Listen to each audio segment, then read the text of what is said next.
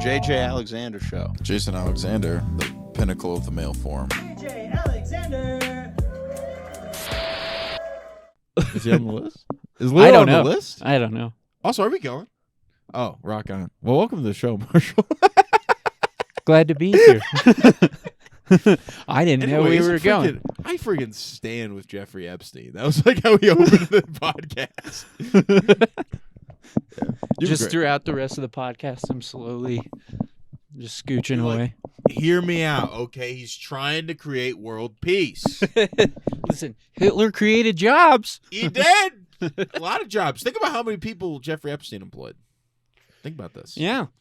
What's the deal with all the Epstein hate? It's like, I bet the same demographic of people working at a Forever 21 are the people that worked on Jeffrey Epstein's island. I thought you said you quit. Yeah, I did. That's good. Not all of us can quit. It's hard. Oh, yeah, but I can just do one.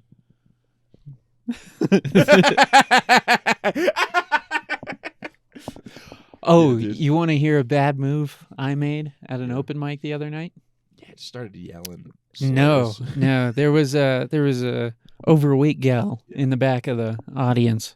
This is at Munchies, by the way. So this is not a good place to get the crowd not That's on not, your side. yeah, at Munchies, it's not the thinnest group of people in the audience at Munchies. Yeah. Munchies is like if you had to like write a lazy joke about what's a restaurant fat people eat at. I don't know, fucking Munchies. Munchies is the place where when they were writing Wall-E, they were like, we need inspiration. Like, I can't imagine a person that fat. And then they just looked around. They went, boom, got it. You mean Drew to it. tell me that there's Philly cheesesteak nachos? Yeah. That's real. By the way, this Philly is cheesesteak real nachos. food. Alcoholic milkshakes, which is not like a combination you really should do.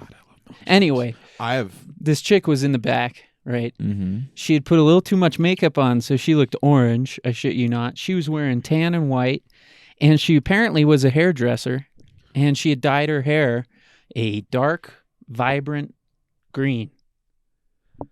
So the first thing I said when I went on stage was, did you guys notice the Oompa Loompa in the back? That's pretty funny. It's pretty funny, but she did not enjoy it. And Did the crowd? well, it's Munchies, so her and her table made up almost 50% of the crowd. So not the way to go about it. Like, and then, look at this fucking Oompa Loompa. This is the Oompa Loompa that ate all the other ones. well, you don't even know. I doubled down. I don't know why I'm doing this Trump thing right now. like I that. doubled down. I doubled down. I doubled down. I said, get this Oompa Loompa bitch out of here. I hate her. Look at her. She's very ugly. Looks exactly like Rosie O'Donnell. That was Marshall. What else did you say? Then I said, I mean, she looks like an Oompa Loompa that got distracted at work by her work. If you know what I Okay, mean. That's pretty funny. It's an Oompa Loompa Yeah. if it ate all the product. No laughs.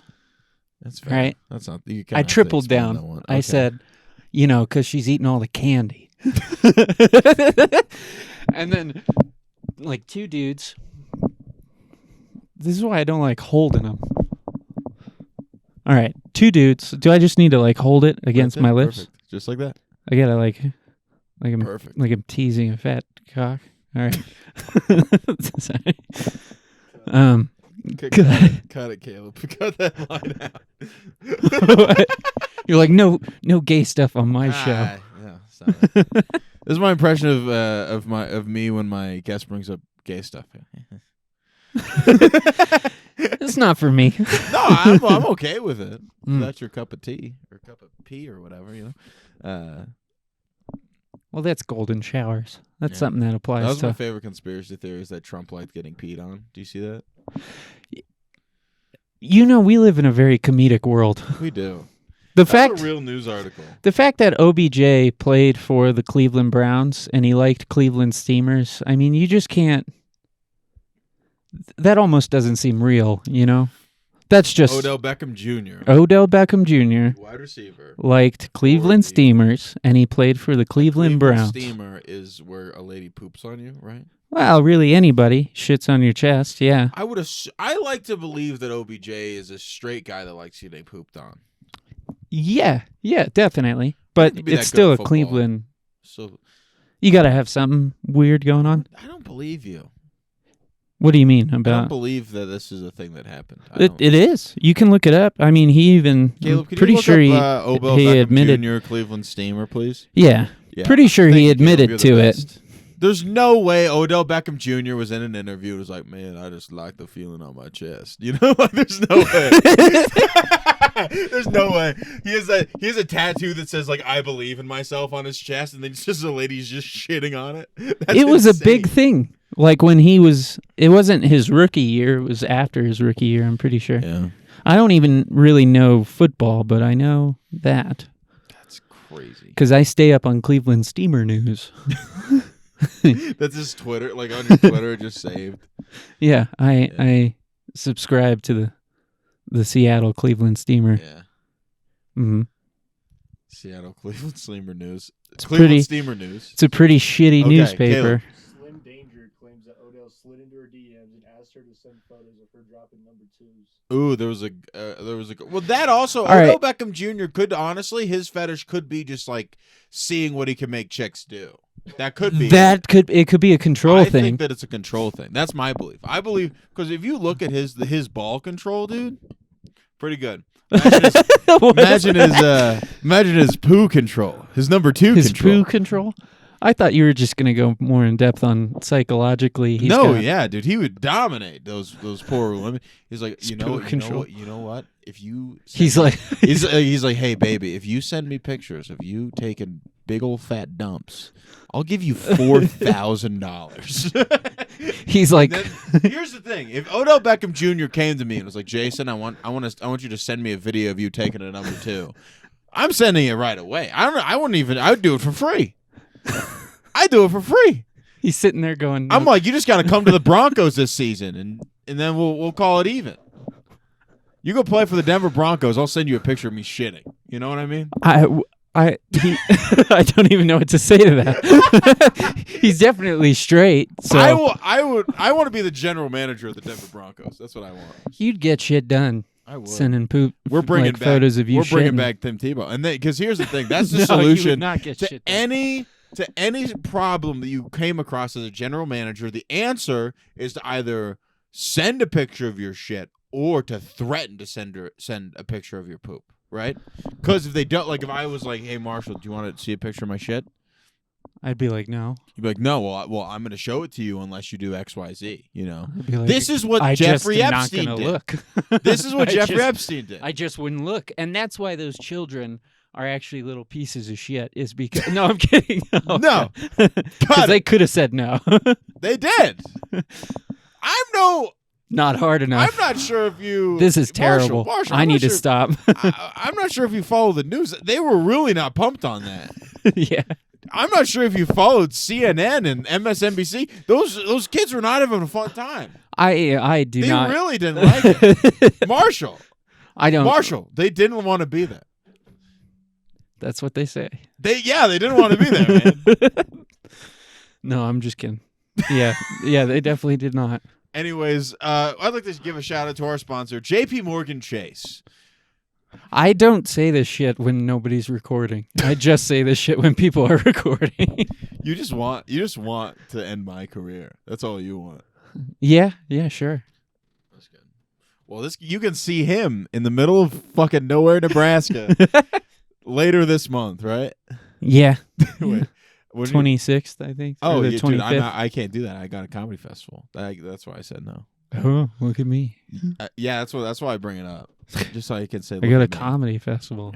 Doing that. I don't know. How are comedy festivals? How many have you done? I've never even been to one. You're never gonna know. You're never gonna know, Marshall. I'm gonna send emails, be like, don't let this guy in. Mm. Look at him. Sometimes I think about if I put in the work that you put in. How much better you'd be than me. Is that what you're gonna say? Is that what you're gonna say, Marshall? I was not. I knew you'd fill it in. What a loser. Marshall Baker. Nobody likes this guy. He sucks at comedy. He's not funny at all. Everyone hates him, actually. I think most people like me. Yeah, I don't really most people cause like too much trouble. You don't cause nearly as much trouble as the J-Man. I just come out there and tell some jokes. You Mm. go home and hang out with your girlfriend.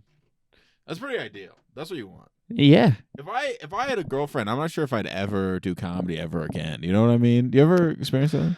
No. I love comedy. Like the reason I like doing comedy is because I'm like I need It to gets women it into need my to life. get female attention. So I'm like, here's like in my head, I'm like, if I'm the funniest guy she's ever talked to, there's a chance. That's all that it is. Are you wearing wrestling shoes? I am wearing wrestling. I just got back from the gym. Low key, dude. Wrestling shoes are some of the comfiest Wrestling shoes are great. And they're grippy. So grippy. I wear these when I make sweet tender love. I mean, that'll get you the That leverage double you leg. need. You know what I'm talking about? Hit that duck under. Not for sex. I don't know what you're talking about. Full I know Nelson? that is wrestling, but I don't believe in using wrestling in the bedroom.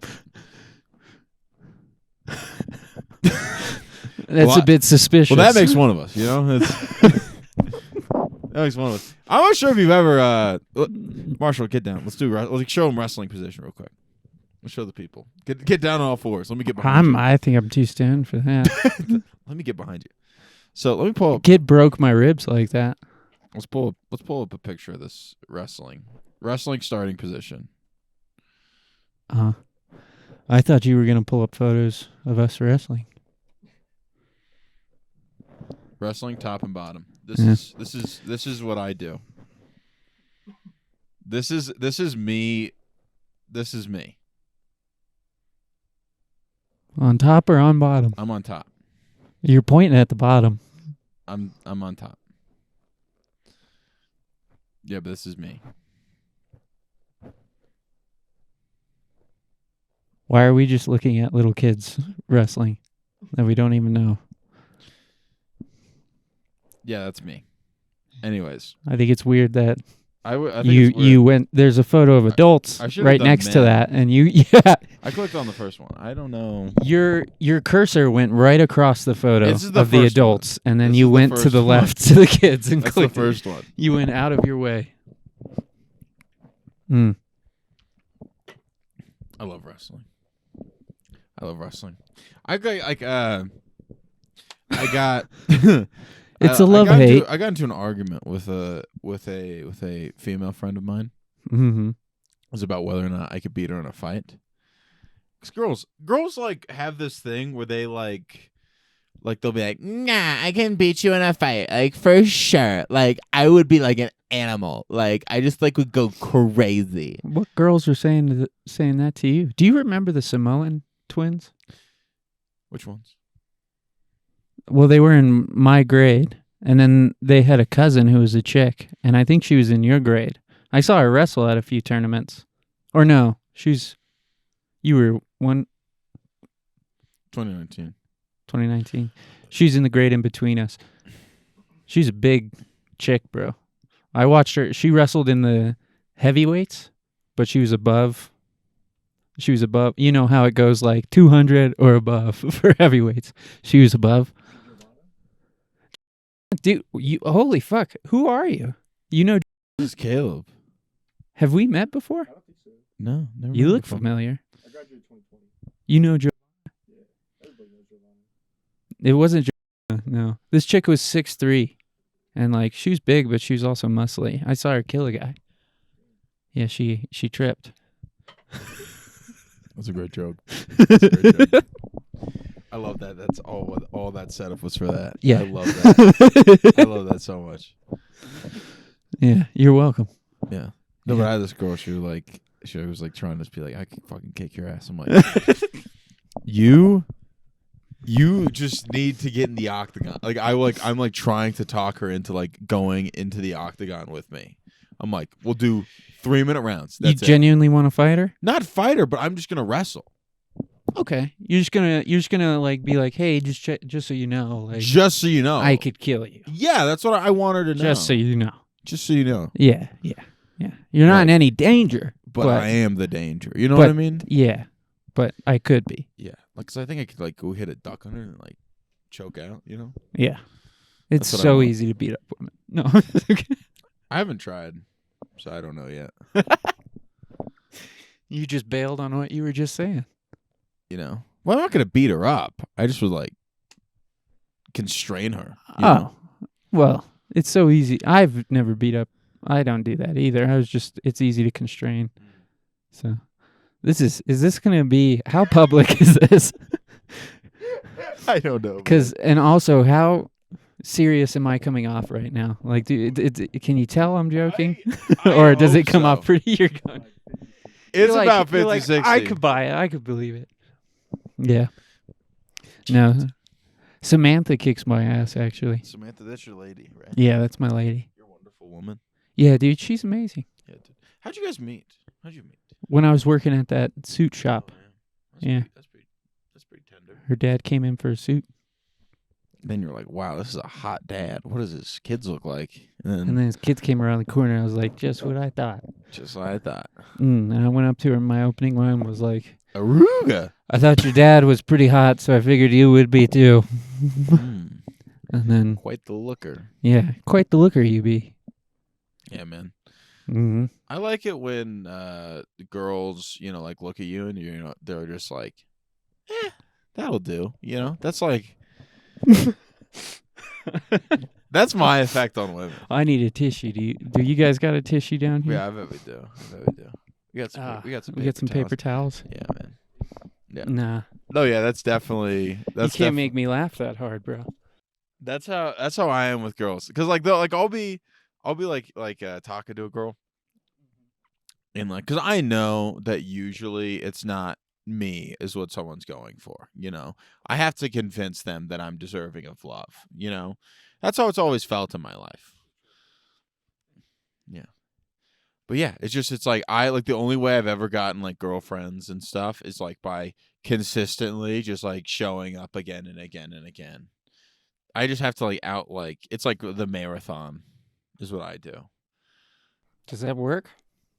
That's the only way I've ever gotten girlfriends. Usually what happens, because I go for girls that are out of my league. I do it consistently all the time. Okay. Because the way you get girls that are out of your league is by just being around and then making other people look bad by comparison. That's the only ways to do it, right? So you just are super nice. You show up. You remember things. You're considerate, kind, caring, all that. Because you actually have to be a complete person because you're not that attractive. You have to do all the other stuff. That's what I have to do. So I'm a great boyfriend. Are you terrible dad. implying that I don't do that? No, I'm saying that you're too handsome that you never needed to. I disagree.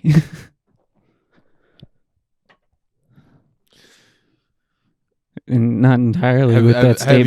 Have you ever talked to a girl and then she said, "Hey, I think we should just be friends," and then you got out of that? No. That I have every time. Every girl I've ever dated has tried to friend zone me. Because they're like, I want to keep him around, and then you treat him like your girlfriend, and then you get out of it. That's literally it. That's fair. Yeah, man. I've never done deal that. with that. I'm not saying I've never had to deal with that. I've never been successful at that. I've never been cunning enough or conniving enough. Definitely, it's conniving. Conniving over cunning? What makes you say that? I just used my phone. I'm sorry. Oh, wait, you looked at your phone. I There's looked a at my rule. There's a rule. You want to do it? Let me read your text messages, bro. Oh, shit. Thank God I just deleted the bad ones. You just leave the bad ones? Yeah, so this is a rule on the podcast. If the guest uses their phone or if I use my phone. Who the fuck is Tina? That's That's an old woman's name. friend of mine. You have a friend? Was she 60? Are you fucking a 60-year-old? No. Tina's an old person's name. Tina's not an old person's name. Is Tina a nice person? She's nice. That's good. Then I'm not going to look at that text. That's a good content. Where's your mom? It's going to be at the top. Gonna be at the top? What's your mom under? Mom.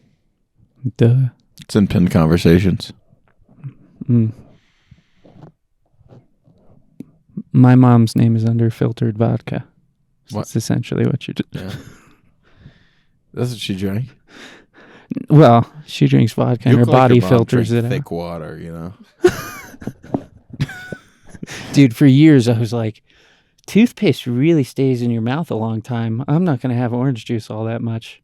every time I take a sip of my mom's, I'm like, oh, this is like 3 hours ago I brushed my teeth. This should be gone by now.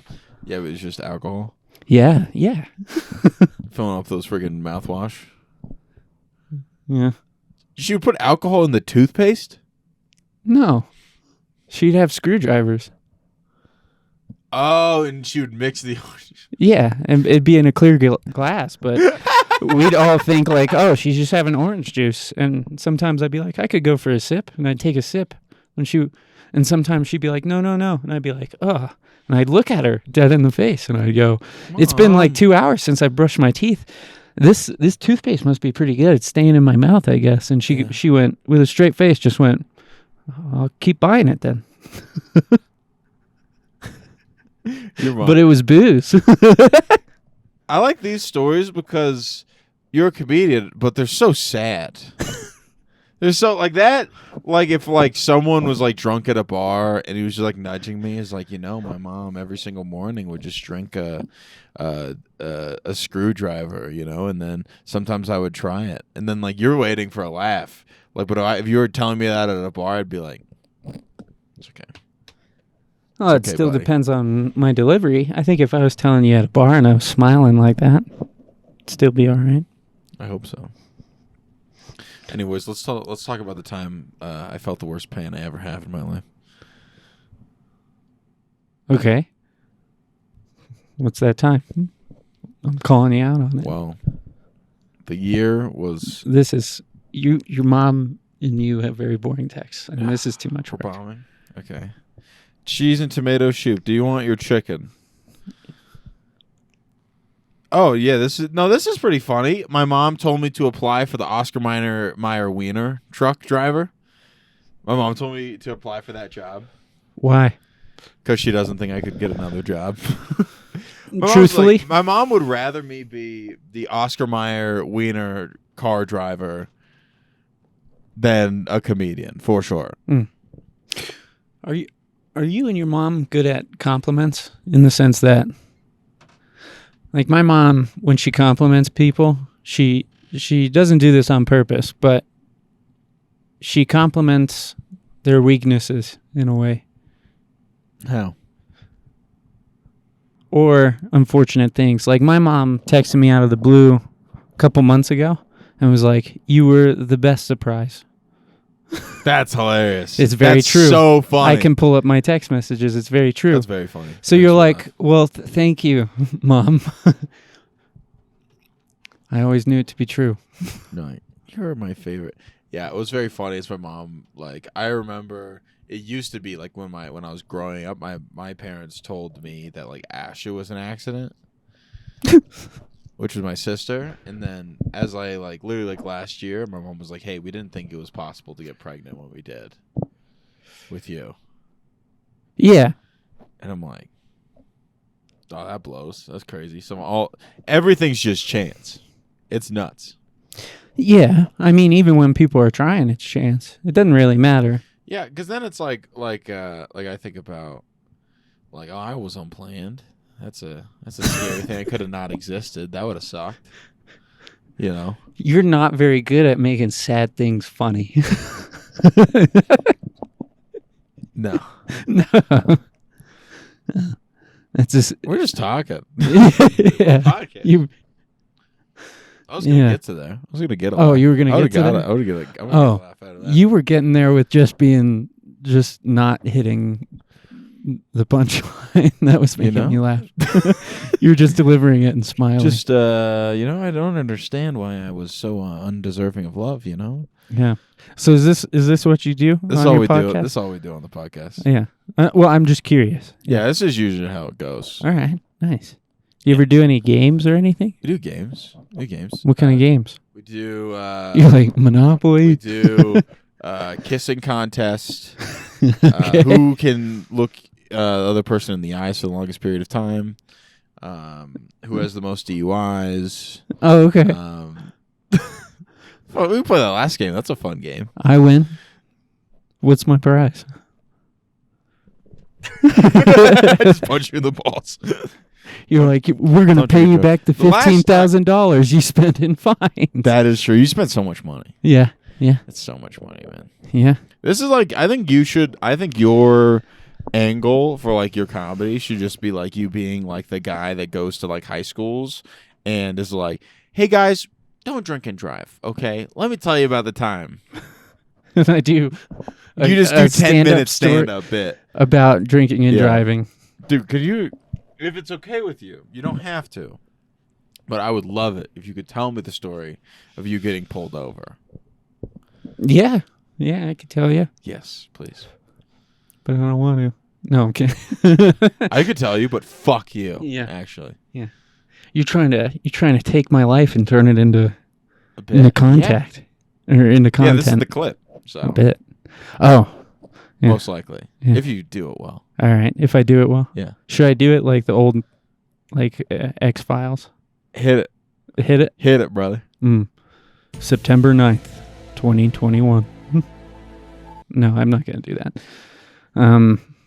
Well, you were there that night. So as you know, you hid my keys, but you hid my keys on just the second open shelf in whose house were we at? Was it Jesse's? House. Yeah, in Jesse's kitchen, because he's short. He's not going to see it. But you take a few steps back, you could see the keys. So I was like, those are my keys. I was like, I got to get home. I got to get to work tomorrow, was my thought. Can't miss work. I hop in the car, and I get probably 2 blocks away from my house, right? The lights flash on, right? They go to pull me over. I'm like, well, this is not a very safe road to pull over on. So I take a right turn pretty fast, mind you, and then another right turn pretty fast. And then I whip into this parking lot and I park really fast. But I did it so fast, it looked like I was running. But then I ended up just parking. So the cops came around the corner and saw me just parked there, cool, calm, collect, and very drunk. And and the cop comes up. I roll down the window. He's like, have you been drinking?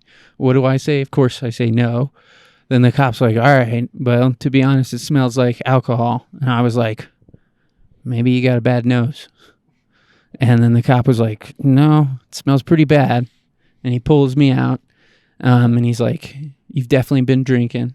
He's like, I'm going to have to call my sarge here to do a field sobriety test. He's like, in the meantime, we're going to have to wait in my vehicle. I'm like, okay. We get into the back. Well, I get into the back of the police car, right? We're sitting in silence. And I'm like, I can't stand this silence. So I'm like, how's your day been, officer? But I was very drunk, so it was more, how's your day been, officer? And he goes, fine. And I go, that's good. My day's been pretty good too. And he goes, all right. A couple minutes pass, and I go, how's your day been, officer? And he goes, fine. And I go, that's good. I go, I just came from a comedy podcast. And he kind of perks up. And he goes, oh, that's interesting. You do stand up? And I went, yeah. And he goes, how long have you been doing that? And I went, about 4 years. And he goes, oh, that's cool. So you must be doing pretty good. And I said, no. And he goes, oh, that stinks. And he goes, all right. And I was like, yeah. Just so you know, officer, I'm autistic.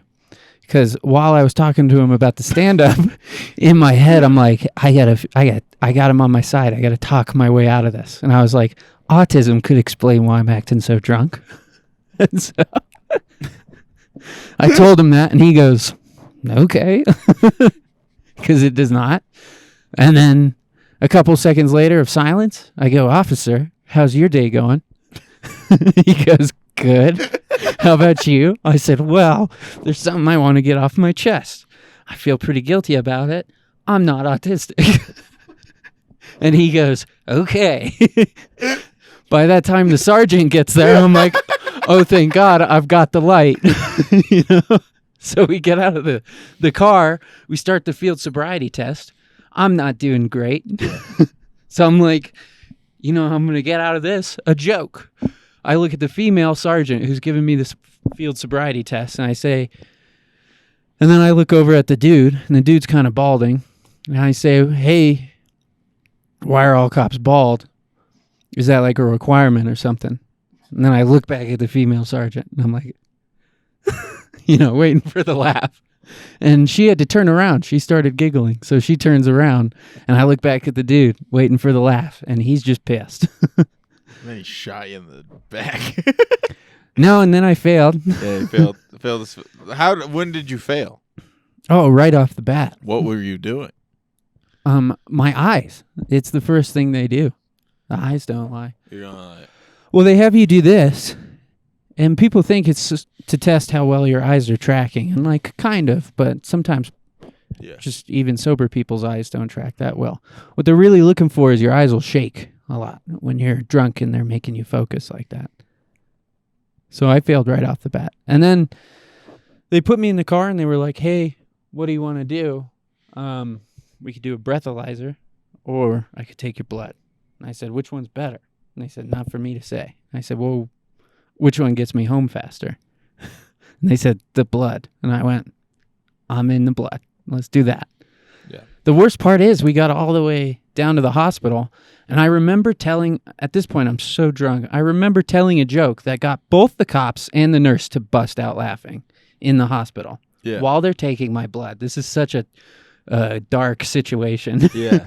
But I got all of them to laugh. I remember that. And I was laughing too. But I don't remember the joke. And it was perfect. And it's not in the transcript. Like once they take you into like the hospital room, I don't know. It's over. It's supposed to be doctor-patient stuff. Or they were trying to kill me, and they turned off their cameras. I think so. But the transcript It's ends when we get to the hospital. That's hilarious. Yeah, and then I walked Home. 3.5 hours home. 3.5 hours home. Drunk. Really drunk. Like, my phone died halfway through. I don't know how I made it home. Yeah. And I got home. I got behind the door. I'm just sitting on the ground like this. Like, fuck, I just got a DUI for sure. Like, they have blood. That's proof. My roommate comes out, and he's like, dude, I'm sorry I missed your call. It's 4 a.m. And he's like, everything good? And I looked at him, and I went, nah. And then he goes, what happened? I said, I got a DUI. He said, oh, shit. And while I'm sitting there in shock, I just go, I told the officer I was autistic. And he just started busting up laughing. It's so funny. And then I waited 2 hours to kind of sober up, called my first client of the morning at 5 a.m, told her I was sick and that I wouldn't be able to make it, texted my bosses, and ended up missing work the next day anyway. All because I was like, I can't miss work. Yeah. So that's a story for you. Yeah. The point is don't work. The point of it, if you're gonna drink and drive, make sure that you do don't it have in any a Tesla obligations. or something. Doing a Tesla. Yeah, definitely doing a Tesla. And like friggin' hit that double click and then go get in self-driving mode. Yeah. Yeah. I know that's not so much the comedic story, but that's more of the true story. Actually. That's very funny. That's the story. Yeah, I love that. I love that one. I love your story about the massage. That's a dude. that's an I uncomfortable like story. my move now. I've been looking at videos of how to massage people. Mm-hmm. That's my move now. I can do the massage and just crush it, dude. If you got strong hands, I got you don't super strong. You don't need to think look Super up strong. videos. No, dude. It's like you do like all these like different like patterns and stuff. It's like you do like little circles all the way down with both your hands, and then like there's all these different things you do. I'm super good at giving massages. You can't think of patterns. You have to look up videos. Yeah. It's like you go like this all the way down the back and like the calves and all that stuff. You can go like this with your hands. Yeah, man. To the side, down, and in. Definitely all that stuff. Yeah. But yeah, that's my move with the ladies. It's a good move. It's a good Massaging is a good move. Great move. That's probably that's the best. Whatever Riz I have is massages. Whatever Riz, like. So you just come up. I just you have say to, some awkward shit and then you start massaging them. That's the creepiest move I'm like, in the world. hey, how are you doing? Hey, little lady. Grab. And then you talk about it. Start breathing. Just start breathing like a You're like, I better break the ice. I got to talk about this. You go, you're feeling a little tight. I just am like, you Your look legs are stressed. Yeah. You Yeah. look stressed, and then I just start grabbing people. Everything all right? Seem a little tense right now. You okay? You look a little uptight. Let me I'm loosen Bill you up. Clinton. And then you just start tickling them. Yeah. Yeah. Yeah. Love a good tickle fight. Mhm. Tickle fights are great. Yeah, man. Just got to keep going. Yeah, that's the thing. It's about consistency and effort. That's relationships, man. And try to How massage did we them. get back onto relationships? It's about tying stuff in, man. Yeah. It's key to Genuinely, doing things. this is some serious stuff I figured Yes. out being in a relationship. Yeah. It's when you're in a relationship with somebody, and this actually, in my opinion, applies to just all human Mm-hmm. relationships. Yeah. The best way to have long-lasting friendships and relationships is not so much learning, like getting along with the person all the time, of course. It's more about knowing how to communicate negative things in a way that they'll receive it. Mm. So a lot of people are dicks about it, you know? Like, for instance, most people would probably come up and be like, Jason, your fucking widow's peak is out of control. But I'd come up and be like, dude, if you swooped it this way, that would look pretty sweet. What do I do? You know? What do I do? Could you style me? Could you help me with that? Yeah, actually, there are some dope hairstyles you can do with a widow's peak. Sometimes I've looked at hairstyles and been like, you know, Oh, if I I had a wish widow's peak, my hairline was as bad as Jason's. there are some cool styles you can do with it. I need help because you pretty Look good. at Thor, bro. Chris Hemsworth has a widow's peak. I don't know Cool. if you know that. He does that cool little swoop. Yeah, His but my hair hair's looks thin. fantastic. My hair's thin, and I have a widow's peak. His hair's thin. We'll figure something out. That's the meanest thing anyone's ever said to me. I know. I'm sorry. Like you being like, "Hey, you have a widow's peak." I'm sorry. I can't really think of any funny stories right now. And when I can't too. think of anything funny, Just like, let's be mean. let's be mean. Yeah. Yeah. You are a good wrestler. You kicked my ass before I got that DUI. Yeah, when you got that DUI. Me and you were wrestling in the backyard. Yeah. Yeah. Mm-hmm. I smoked everybody. Everyone wrestled me. Yeah, well, we were all extremely drunk, too.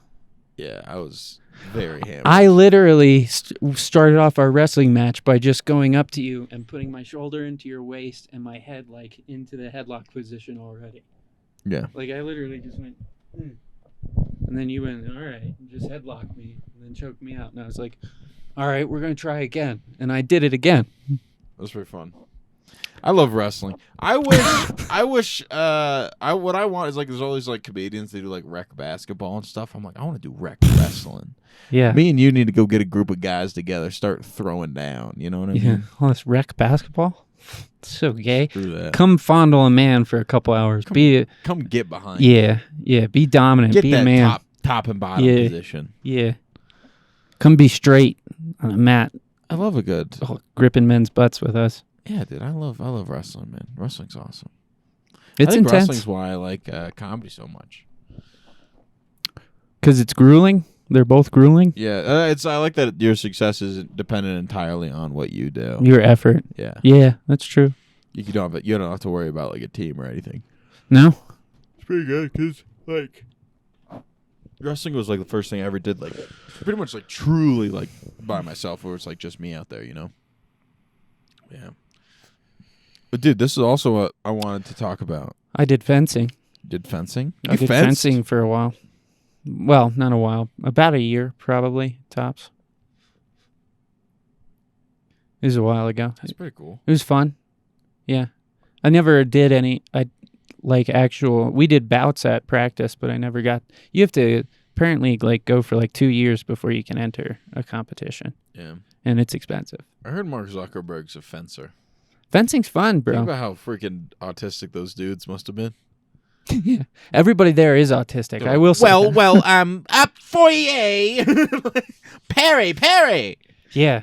Before the match starts, you're like, so how long have you been fencing? And they're like, 3 years. And you're like, 3 years, 2 months, 7 days. you're like, what got you into it? And you're like, well, I got kind of tired of the Model T train, so I just thought The this would Model be T something train. to That's exercise. not a name of a train. I don't know. Oh my goodness, I have a great story to tell you that I All haven't right. told on this podcast yet. What's the story? So I went to the strip club for the first time in my life when I was in Austin, Texas, with a very good friend of mine, who was a girl, which is like that's the best kind of person to go to a strip club with is a girl that's a friend. That's the best. I didn't know that. Why is that?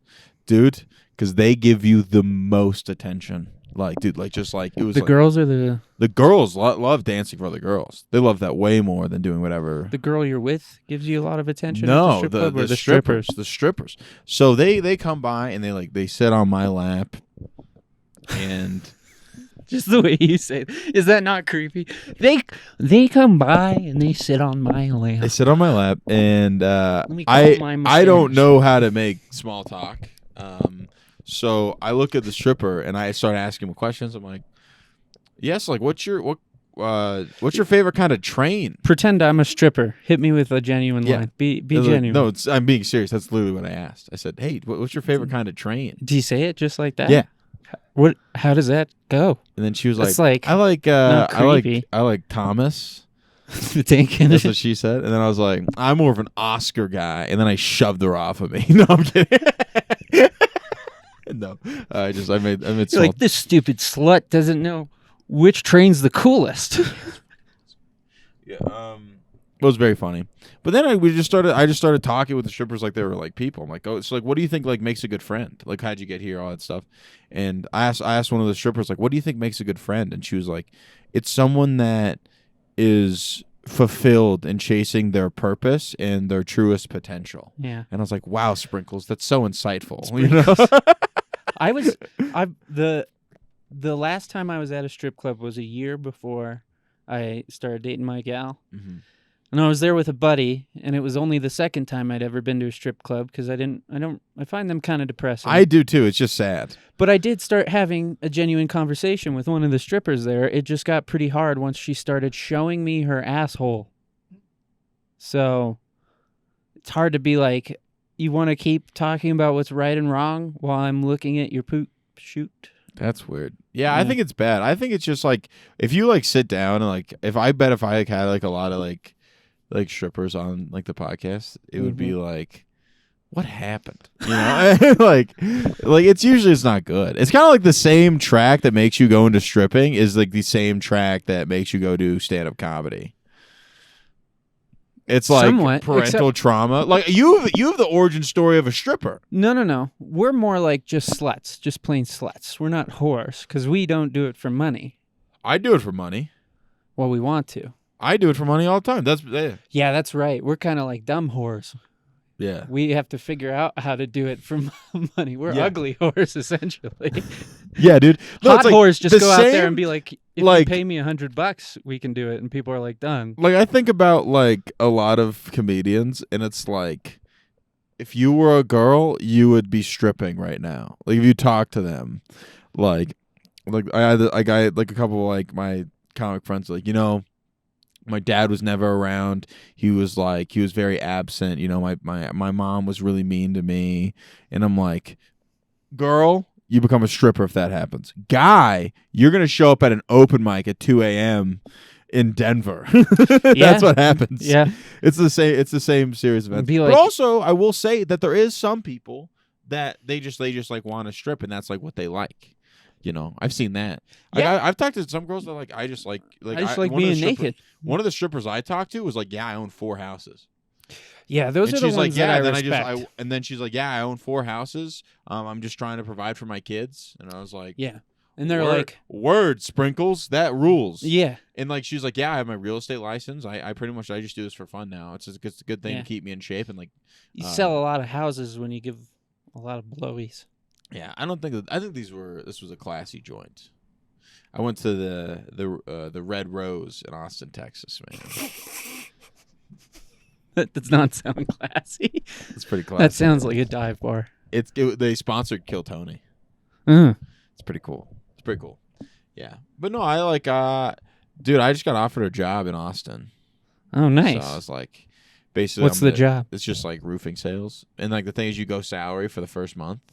So I'm gonna fly down to Austin. I'm gonna work there for a month, and then like figure out if I want to live there or not. Because I'm just gonna hit mics for like a month and just work really hard.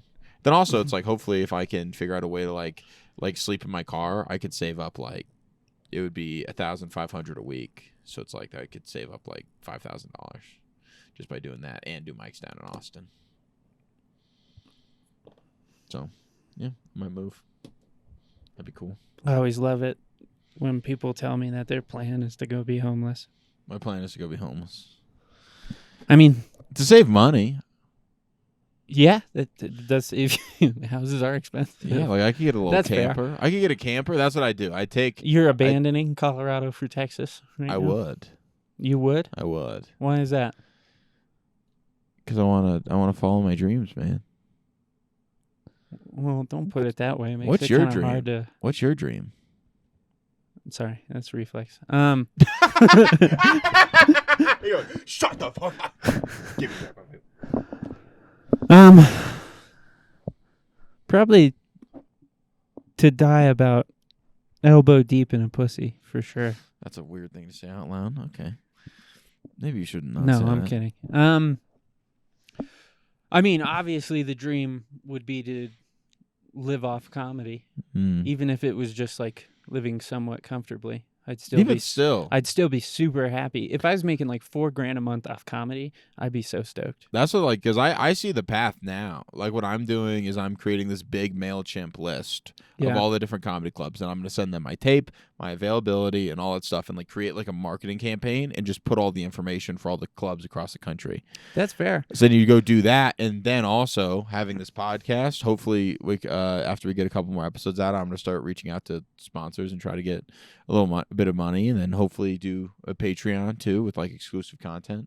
So then if you do that, because then it's like all like, dude, the path to getting like $4,000 a month, it's like I can see it. It's not super tricky, and it's not so much about wanting to make money doing stand up. It's about wanting to like put myself in a position where I can just do stand up all the time because it's a blast. So I've also been looking into like automated sales systems where you can just kind of set stuff up and hit play. They don't make you a lot, but if you get like a shit ton of them going, dude, they're easy to set it up. Yeah, man, I'm trying to go figure out a way to not have a job. Yeah, is the goal. You want to hear a crazy hack? I thought. Yeah. Should I put this on the podcast? Let's do it. It's a money hack. Let's do money hack. Money hacks with Marshall. All right, you gotta get two to reach this number. You gotta get 2 Spotify accounts. Mm-hmm. All right, then you go down to like some shitty place like Entertain Mart where the phones they sell you are stolen, so they're like $50. You buy 12 of those, right? Yeah. You create 12 Gmail accounts. Yeah. All right. You create the 2 Spotify accounts, and you link 6 phones to 1 Spotify account because you can do that on like family plans, right? And you need the Spotify account because you're going to create a 1-minute song. That's bullshit. You could literally just be like, this is my song with like some music in there. Yeah. Yeah. Then you're going to take all 12 of those phones. You're going to go to that song you made on Spotify playlist. You're going to hit repeat. You're going to keep them plugged in. You're going to play them 24/7. And you'll make about $2,400 a month. That's not true. There's no way that's true. Yeah, it's 0.003 cents to 0.005 cents per play. If you have 12 phones all on repeat playing the same song 24/7. All right, and it's a 1-minute song. I did the math on this. It's actually probably why have you not done it? 1,300. I literally just thought of this like 2 days ago. Dude, let's do it. Let's see. Like I want to come back and I want to give an update on if this worked or not. Yeah, I'm gonna try it out. Gonna work. Well, I did the math and I looked into all this, and it adds up. I haven't tried it yet, but it's also one of those things. You know, the more phones you buy, you just set up a shit ton of phones. Yeah, but it's like data mining, but No, it's Spotify. You're gonna have to pay taxes on it because you're gonna have to file. I also have to get an LLC going for that because you got to be an independent contractor to do that. So it's all up and up. It's just you're making half a cent or less, but every minute. So just multiply that as much as you can if you keep Yeah, adding but I that. think also it's like you're gonna get paid in proportion of your listening time, not in terms of. No, they pay per stream. Spotify pays per stream. Yeah. Couldn't you just? I mean, you can look into all this. This is crazy. Yeah. I You think don't have to take my word for it. Jason's Look into money. it. Jason's money making idea is just selling furniture. That's what I'm gonna do. Just flipping furniture and like couches and stuff. Yeah. Well, the Spotify thing is more of the more ways you can kind of figure out ways to make money without even having to pay attention to the fact that you're making money that way. Like, the easier it's going to be to make a bunch of money. It's like Warren Buffett said, like, if you sell your time for money, you're gonna work till you die. Is what Warren Buffett said. Yeah. So even if I could get enough shit like that set up to where I could just do stand up all the time and not get paid, that's what I'd fucking do. Me Like, not too. get paid for stand up, but just do it. Yeah. Yeah. Yeah, dude. I like, cause also it's like you just trying to make it as a living. I got my first headline gig in February 28th. Oh, what do you mean by your first headline gig? Because you've had a bunch of other Well, I've headline headlined gigs. myself. Well, no, you've headlined other local comics shows. Yeah, but I've So you've closed out technically shows You've technically where I've been had booked headline gigs. as like this. Like I'm headlining the same show that like Sam Talent's headlined before, which is pretty cool. Which show? Plug It's it. up in Stella's in Greeley on What's- 28th of February. Okay. Big crowd. Pretty good. Nice. Well, I just did the guest spot this past Thursday. So Hell yeah. yeah, it went good. That's nice. But yeah, so like I got like that, but that's like $100. So it's like you got to figure out ways to get like you do $100 and then you get feature on a weekend or something, or you got to like be headlining shows all the time. That's fair. Yeah, you pretty much got to be making like to make like a living, you got to be doing like at least $100 a show to make a living doing stand up. Yeah. And be doing Definitely. like 3 shows At a minimum. Because then, like, In my opinion, at a minimum, you should do 5 shows a week at $100 a show. yeah, $500 a week. Because if I was making, that means I have to feature at like 3's. Because 3's, yeah, it's hard to make a living doing stand up for I can't sure. believe you just yawned on your own podcast. Yeah, I'm sleepies. It's so disrespectful to yourself. Yeah. Let's talk about you. Do you love yourself? Oh man, just Because I don't man, see it. all I'm trying to do is get a girl that loves me as much as I love me, man. That's all I want. I love me. That's going to be impossible. It's gonna be I know hard. how much you love yourself. I love Jason a lot. Jason's the tits. To I a love narcissistic level. it. Yeah, No, sometimes it can be. You think so? Because the thing is, I like a lot of comedians that they hate themselves, and I'm like, you're a loser.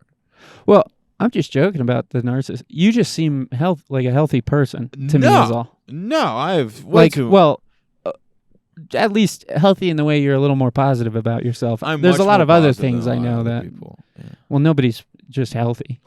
Yeah, no one I know in comedy is like, oh, they're at a good place. I think I know one person.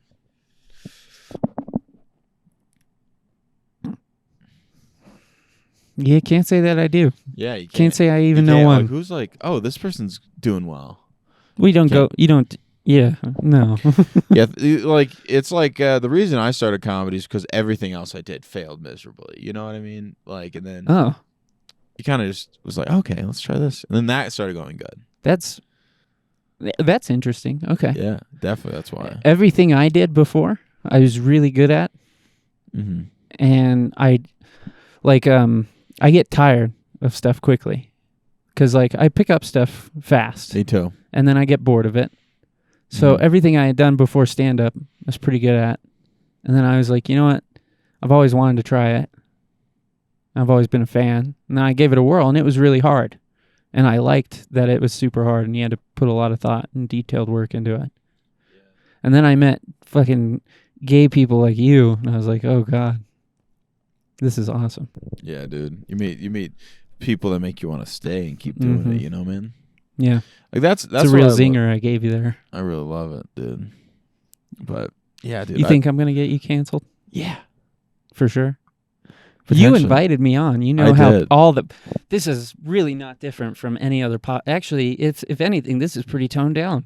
from other podcasts. Yeah, that's we've done. true. That is true. This is. We can keep going longer though, and I can. We're gonna ride this freaking caboose till it explodes. Well, I could make it not cancelable let's freaking from here on out Let's if you rip want. it. Let's rip it, dude.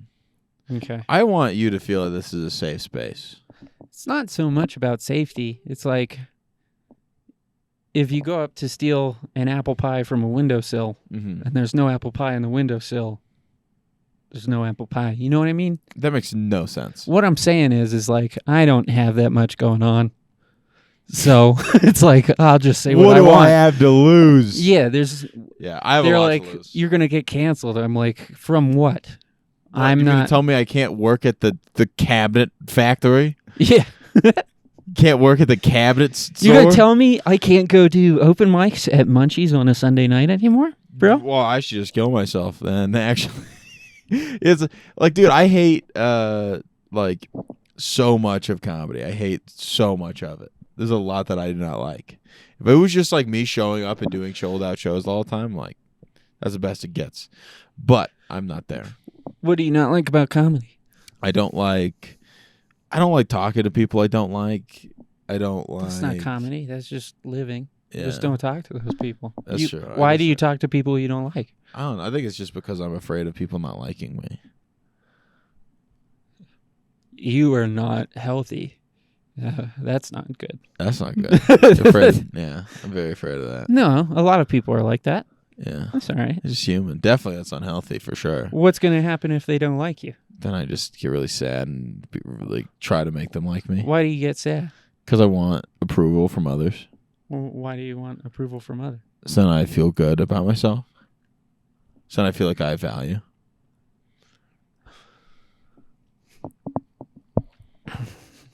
I thought we were on a comedy podcast. This is very sad. What are you talking about? No, I'm kidding. This isn't sad. This is honest. It's true. I'm It's Theo true. Vaughn's, man. You're Theo Vaughn's. We can get deep, dude. No, Yeah. man, it's scary. It's like sometimes you just feel like undeserving of love, you know, man? No. I mean, yeah. You're like, no, I never felt it, dumbass. I love myself all the time. Yeah, no, man. No, bro. there's certain times where I also, it's like I realize that I'm just like, very high for this kind of conversation. too, We man. could keep Like, going. dude. Yeah, we're gonna. I get just need to switch gears. That's all. But yeah, man, like with like relationships and stuff. Like for me, how I've always felt is it's like I feel like I have to like get the person right. So you have to like win. You know, it's like this thing. So like I love like this with the super close fist because I don't want them to leave. You Mhm. know, and that actually makes them want to get pushed away. But the thing is the way that you have to do relationships with people is you have to love them with an open hand. This is also, Yeah. by the way, this is what the conclusion of what I did on LSD. I did LSD and then I came up with this. Okay. Genius. Because like what I do in relationships and friendships with people is I don't want them to leave, so I like pull and pull and pull and like I need to fix it. I need to get this person right. Yeah. But the thing is, just being like, hey, I'm here, and if you want me, you can use me, and if you don't have to. But I just want you to know that I'm here and I love you and I support you. Right? That's what you want to do with relationships. There's some good things in that. That's good to an extent.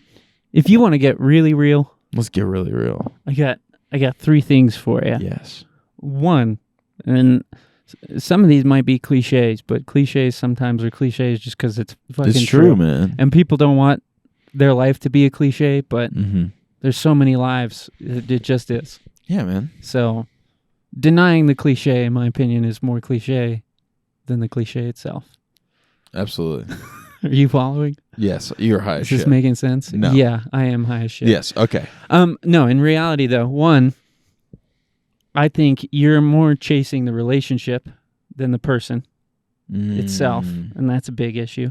All right, it's and I only say this because it's kind of reminding me of stages I've been in, Mm-hmm. but it definitely seems like you're more involved in getting that relationship than the person, and if you're more in love with love, you're never gonna love that person. All right.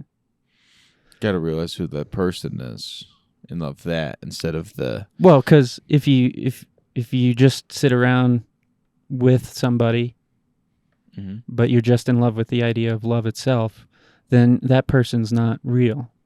They're an image that you've that you've put on them. Created. Yeah, you will be in a perpetual cycle of just sitting there and not seeing who they really are. You're seeing what you see in your head. And what you want out of them. Yeah, and you'll never have a real relationship, Mhm. which means you'll never actually have love. Mm. Yeah. And then 2 and 3, I forgot because I am very stoned. But they'll come around. Definitely. Like, you gotta. The first one's still a good point. That is. And like the First one's kinda thing heaviest. about, definitely you gotta love the person and not the just like idea of like having a relationship or something. Yeah. Like, Were you? Have you had some kind of traumatic abandonment in your past? A friend, a I past guess relationship? parents divorce, but yeah, pretty much like I think every breakup's a little traumatic. Did your parents divorce really actually fuck with you? Well, So I know some probably. people. It's almost like death at times too. Like sometimes, your Just it's all 28-year-old I've buddy known. gets struck by a truck. Sometimes Yeah. your 80-year-old grandma just passes away in her sleep. You're like, You're like, whatever. yeah. But yeah, no, definitely. There I'd goes say, $5 a year. Yeah, like, oh man, there goes my freaking No, I'm kidding. $50 Amazon gift card. Yeah.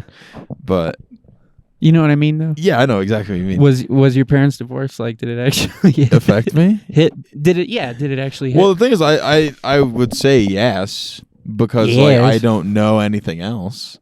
Like Fair I don't know what life without having parents that are divorced is like. I have no idea what that's like. That's fair. It's very weird, and also it's very funny like getting put into a situation that's not your fault, and then like you just still have to deal with it. It's like, well, that just sucks. Yeah. Well, it could have been my fault. I don't know. Like It never is. It never is the kid's fault. Look at me. They were already. You're either doomed from the start, and you put pressure on the relationship that just speeds up the inevitable, or you don't do that. And kids, pets, mortgages, that kind of shit. That's just strain on a relationship that's doomed. Definitely. Yeah. So what I'm saying is, it's not your fault. You're more of just a catalyst. Yeah, you're just like the reason why it happened. It's not your fault, though. Yeah. Dude, that's probably gonna be a bit. Yeah. Like, it's not my parents. Like, it's not my fault that my parents got divorced, but like You were gas on the fire. it's like, like when there's like a house, like they pour gasoline all on the floors and stuff, and then there's a match that's lit and gets thrown on that. I'm the match. That's what I am. Yeah, but you're not the person who lit the match and threw it I'm on not there. the Yeah, your parents were like, "Let's burn this fucker down," and then, 9 months later, there I was. and they were like, "Here it is." Here it is. Well, this is not going to get better. And then You want me to say something kind of more positive? yeah, let's go. Because I do talk a lot about my mom's drinking, but Yeah. that doesn't mean my parents were entirely assholes. Yeah. Like, my parents are still together. So that's nice for me. I know that's terrible timing. That's not meant to rub in your face. No. My parents love each other, idiot. It was just as it was coming out, I realized, that's kind of... That is very funny. That's coming out very assholey. Yeah. I'm genuinely not trying to... I'm genuinely trying to just say something nice about my mom. And it's the fact that... that she's still married to my dad. My mom's had her issues. My dad has had her issues. But to this day, all right, my dad's like 72, right? My mom's 70. All right, they're old. To this day, sometimes I'll stop by their house unannounced, and I'll walk in, and they're dancing in the kitchen to like a Marvin Gaye song in a soft, cool embrace. And I'm like, you know what? They may be a couple of drunkies, but man, are they also emotional? Like, Jesus Christ. That's good. It's very sweet, actually. That's very sweet. I tried to do a little punchline at the end there, but... You couldn't pull it out. You could have said, and they were naked. That would have been the best they were punchline. naked. No, I thought about that, but I also wanted to say something true and that's sweet. good. No, I love it. So, as much as they've had their issues, they are, like, my parents do... Once you just realize My your parents are parents- humans, is like the kind of like, I think, your Yeah. growth. But I guess what I'm getting at, really, is that the fact that my parents are still together through all their trials and tribulations, all the way into their 70s, is that, like, it's really helped me to believe in love. And Then no matter how messed up you are, there's someone that's still going to settle for you, yeah. That's good. That's good to know. You just got to reach people, like, find people with the same same goals as yours. Yeah. I don't even think it's about. It's And about whether you're not your goals are compatible. It's kind of statistically, I have a much higher chance of, being in a happy, committed marriage than you, because I don't come from a broken home. What's funny about that, Marshall? What's funny about? The funny thing is I'm gonna experience love. I'll fucking kick your ass. I'm about to make love to you, dude. I don't give a shit. And I think I'm gonna make love to you. Fucking try to stop me, Marshall. I'll do it. Talk shit about me one more time. I'm gonna marry you, and you're never gonna leave. I'll let you make love to me, because I'll actually be able to accept it. You're still gonna be numb the whole time. You won't enjoy it. No, man. I love. Well, it's like it's about. I think the key is you have to recognize the patterns of your life that will make relationships more difficult. Like, I know for me, the things that I really struggle with is lying. I lie to try to I'll do white lies and just stuff all the time because I don't want people to be mad. I try to people please. Give an example of a white lie you've done for people. Oh yeah, I have super bad ADHD and my You don't? sister. I have super bad ADHD. Oh, okay. I thought that was the white lie. No, no. So I have super bad ADHD and insensitive lie. I would. I think it's totally inappropriate to lie about mental disabilities. No, I just want to put that on the record. I agree with that. I was drunk. He does have autism. That wasn't a lie. He lied about lying. There was the second one was the lie. The first one was the truth. You just wanted to back out. But let me finish. Potato. Let me finish my thing. So I have super bad ADHD, and if they were my mom was like, "Hey, I need you to go do this thing," right? Where it's you got to go pick up food from the store, right? Mm-hmm. My mom would text me and remind me and be like, "Hey, did you pick up stuff from the store?" I would say yes, and then I would get in my car and go do it.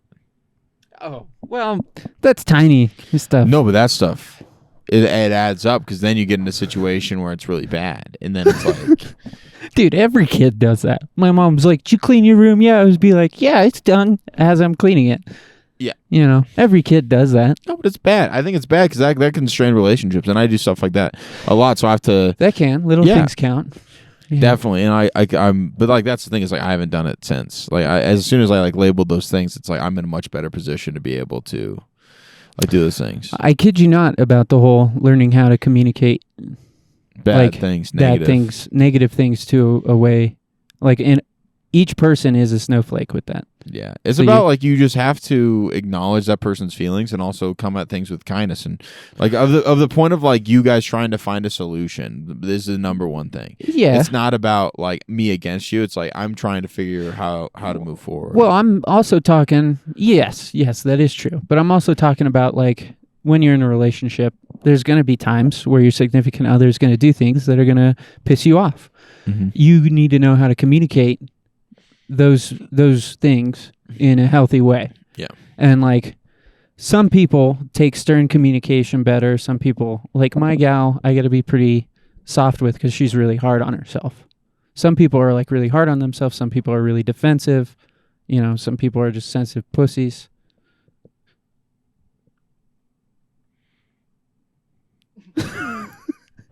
Yeah. Yeah. I'm trying to listen more on this podcast. Oh, okay. I could keep going. Yeah, sorry. going. I keep trying to just throw a punchline in there. No, yeah. Yeah. It is a genuine thing though. As much as I'm trying to cap it with jokes, that is a serious thing. And it's been when I figured that out, I was about 19 and a half or 20. Cause I had all my life, I'd just been fascinated by communication, the concept of it, which I think is a big influence of why I got into stand-up. But I think every person who gets into stand-up, every comedian is fascinated by communication to some extent, because that's comedy. That's what stand-up is, yeah. It's about conveying an idea and then getting an emotional response. Which also, the crazy thing is, it's the same thing that makes people laugh. It's the same kind of gut feeling that makes people cry, which is crazy. Yeah. It's from the same piece. It's like a Mm-hmm. involuntary reaction. It's like we create that. Like we create the opposite of crying, which is crazy. Like that was what was weird when I took the freaking LSD. It's like I would go in between like crying and then laughing really hard. That sounds awful. It's And actually if I pretty was good. doing LSD with you, that would freak me the fuck out. That would be so you going.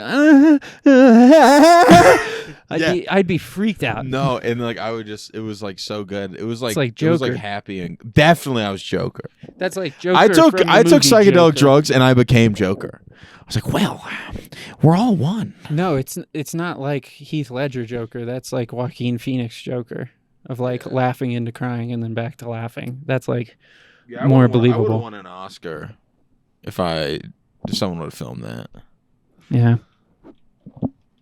That's Like, it was fair. intense, man. I think you could win an Oscar. Like, or what's I think I that? could Robin Williams. What do it up. documentaries win? They don't really win Oscars. They win Oscars. Nah, they're not real movies. Documentaries win Oscars. Is the Oscar for best documentary. Okay, there we go. I feel like if you did LSD and you did it with a bunch of people and you made a documentary about that experience, I feel like if you just had a good eye for Yeah, framing and all that, cinematography. You could probably do it. Yeah. Let's write it. you could get an Oscar. Let's write our LSD documentary. Yeah, be like, call it the actual effects of.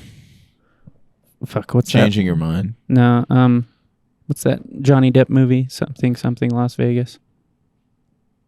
Where he plays the dude who just experiments with LSD, that doctor. I don't know. You know what I'm talking I don't know about? what the thing is. What's that, bro? Hey, what's that Johnny Depp movie? What's the one where- that's Hunter S. Thompson? Yeah, he's going and doing a bunch of Fear and Loathing. Fear and Loathing Fear and in Las Loathing in Vegas. Las Vegas. You Yeah. could just call it the real effects of Fear and Loathing in Las Vegas. Yeah, dude. No, it's like I definitely like I needed like I need those hard resets with my brain about like doing some like crazy psychedelic or like having like a deep meditation thing or Yeah. like these different things. Like I have to for me, like I have to do these things and I have to I have to explore those parts of my subconscious in order to really navigate my way through life, because I think like in really these very rigid boxes a lot of the time about like how to like deal with situations and like what do I need to do. Because it's like when I'm at like really big crossroads in my life, it's like you kind of like, because right now I am with comedy and in like life and stuff. Mm-hmm. So it's like I kind of need those things to kind of be like, okay, what's going on? What am I doing right? What am I doing wrong? And that's what like psychedelics help me to figure out. Yeah. It's a little reset. It's a Definitely. way for you to just kind of step out and look. Yeah, and and step out and look in. It's an like, objective way to view yourself. yeah, like Like since, or a non-objective. yeah, You know what I mean? Yeah, Yeah. like after. You Yeah. know what I mean? Yeah, but like after I did LSD, I've worked out every day, and like I made really good habits. I started eating in for all the food and stuff I'm doing. That's a and, really good thing to like do. yeah, just eating healthy. Like I'm just not eating processed foods, and I'm limiting bread and sugar. Well, you should look this up, but Jack Nicholson, like supposedly, he gave an interview where he talked about doing LSD and that he was not getting a lot of acting work. And then one night he did a bunch of LSD and kind of just studied acting and kind of took a different look at it. And then right after that, he booked One Flew Over the Cuckoo's Nest. The Shining. No, I forget which movie. It was kind of his first big break. But he like went on record supposedly crediting LSD for his ability to act now. It's because it changed his way of thinking. Yeah, that could be it. Yeah, you could probably just look up Jack Nicholson LSD. That's crazy. No, definitely. Like I would say, like it was like the one I just did was like the most transformative experience I've ever had. Because like I've been dealing with a lot of stuff, and I'm like, It is a Control-Alt-Delete. Like it spreads your conscious and your brain around the trip. Oh, is that like It's not so much a movie about LSD, it's an interview he did. Is that a movie?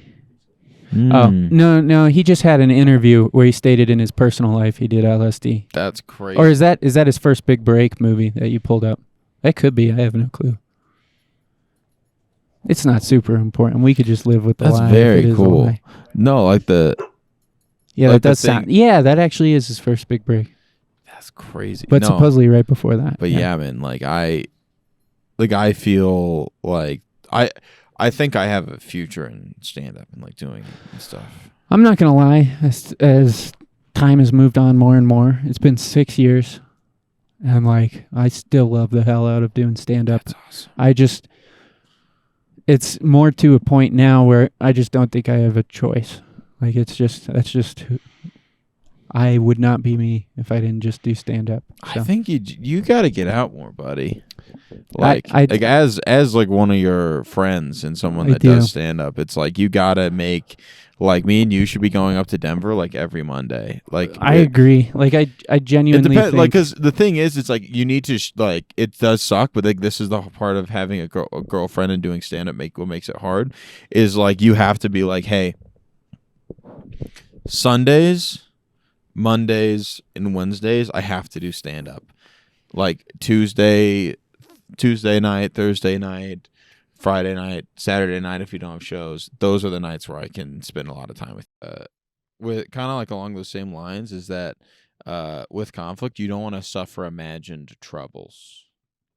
That's one of my favorite things is like if you're like, oh my God, is my girlfriend cheating on me, yada yada yada, like those anxieties, those fears, like oh my God, she didn't respond. because like this that? yeah, there's one like this like Lou, like I was talking to this girl that I like, and then like she didn't respond over the night, and I was like, oh no, I said something wrong. I wrote like an apology. I'm like, hey, I'm sorry, I thought I said the wrong thing. Like What time did you send that last message? like she didn't respond just over the night. So like I sent the last text. I didn't Like get a response. 9 o'clock or something? Yeah, like 9 o'clock. So Went to she bed. just went to bed. Went to bed. Yeah. Yeah, but She probably hadn't woken up or maybe even checked her phone. yeah. Yeah, I got you. That's what happened. Freaked out. Yeah. Literally was in the middle of writing a 2-page letter saying how sorry I was for what I said. Uh-huh. Then she texted me. She's like, "Oh, I don't care about what you said. Like, I thought it was kind of funny. Like, it kind of dumb, but it doesn't not like I'm." Like now I seem like a bitch. Now I'm like, I'm so sorry. I'm very afraid of upsetting people. Are you afraid of conflict as well? Yeah. So I'm trying to work on that. Yeah. Just like when like just being like we'll cross that bridge when we get there is like the big kind of like that's like a theme for this year. It's like, hey, when we get to that point, we'll deal with it. Like when we get there, just live in the moment, That's be kind of the present. best way to do it, in my Like, opinion. just like be present in the moment about like in terms of like what am I seeing going forward, about thinking about moving, thinking about all these other things and all these different options or opportunities, think about like relationships and all that stuff. I'm like, hey, when we get there, we'll make the choice. We don't need to make the choice now, right? You can give yourself time and stuff to think about things and make the right decision. Yeah. Instead of rushing in and being like, I need to do XYZ. Yeah. Like that's where I'm at. Yeah. I hear you. I've never been a big fan of Rash decisions. or conflict in the sense that like I've never enjoyed debating just to debate. Debate club at school was always the dumbest thing to me. I was like, why would you want to go and argue with people? Arguing's not fun. Yeah, when I watch TV shows and like there's people fighting like with words, I fast forward. Like if it's just like if there's like a I watch verbal- it in TV shows. There's like a verbal conflict. I'm like boring. Let's get to explosions, and then I'll fast forward. No, it's just in life.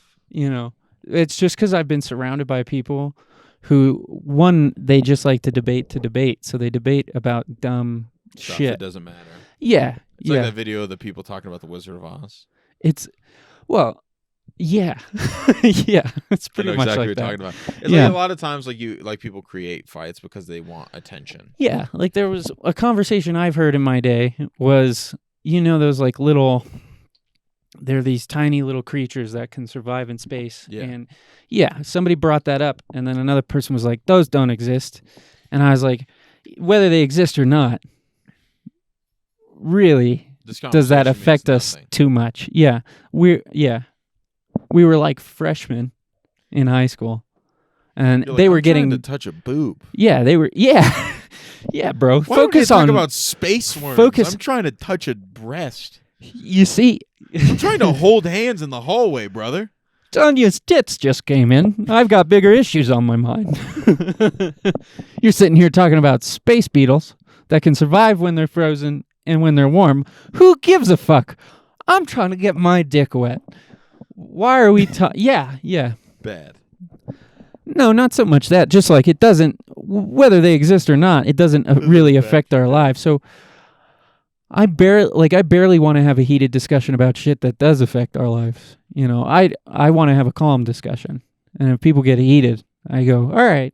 And this pisses people We off. can have another conversation. Yeah, this genuinely pisses people off, but I'll calmly go, listen, man, you're very upset right now, and you're kind of heated, and I don't want to have this conversation right now when you're this upset. And they get mad that you're telling them they're upset, but it's just the truth. And then I go, let's just return to this. I'm going to take off. Let's just return to this conversation when you've calmed down. Just shoot me a text when you've calmed down and thought about this. And What do you do if they're not calm and they call you? And they call me? Yeah. I go, hey, what's up, man? And they go, you mother, and I hang up. Yeah. And then I text them and I go, you're still not calm. Calm down. Calm down. Yeah. Yeah, dude, I love that. Or I've been telling my gal, calmate, when she's been actually getting mad. I'm going, hey, she'll get genuinely mad. And I'll go, hey, calmate. Calmate. I'm done with this. Like, give up. Yeah. Yeah. We don't live together anymore. Did I tell you that? No. No, I'm just kidding. Oh, well, that's fine. No, I don't do She that. left. She took the kids. Yeah. I don't do that. Yeah, dude. Do you want kids? I didn't until I met her. Oh, that's very sweet. Yeah, now I do. Mm. Mm-hmm. I think you'd be a good dad. Yeah. She also knows to stay home, so that helped me be more. I don't have to be there a lot. Sure, I'll have kids. That's kind of my I can thought. No, I'm abandon kidding. I'm Be out kidding. on the road doing open mics. No, genuinely, yeah. It was before I even knew she wanted to be a stay-at-home mom. It was a couple months That in. means you need to go make money then. Yeah, definitely. My goal is to make so much money that not only is she a stay-at-home mom, but I can be a stay-at-home dad. Sweet. And it's a dope goal. Also, it's like Everybody's like, I want to go out there and work. why? I have equal rights. I'm like, you idiots. Why would you do that? The goal is to like have money and stay at home, do fun shit. The goal is to be able to do enough to make enough money where people ask, like, what does that guy do for a living? And they're like, we have no idea. Yeah. And then they come up to you and they go, excuse me, sir, I was just curious. What do you do for a living? And you look at them and you go, and you walk away. Yeah. That's baller moves. Yeah. That's 4-hour work week stuff. He's like, That's 0 work week. That's am I like, let me see That's how much retirement. money I have today. Oh, 2 million. Next day, let me see how much money I have today. Oh, 4 million. That's like, I just watch the money grow. That's where I want to be financially. you just gotta do real estate. I want to get to a point where I have people just doing real estate for me, That's good. is what I'm saying. That's baller stuff. Yeah. dude. That's how you get to that point where, I think need this is to- genuinely what I would do. Ask me what I do, or ask me what my dreams are, What's your dream? or ask me how I got to where I am. How'd you get to where you are? That's good.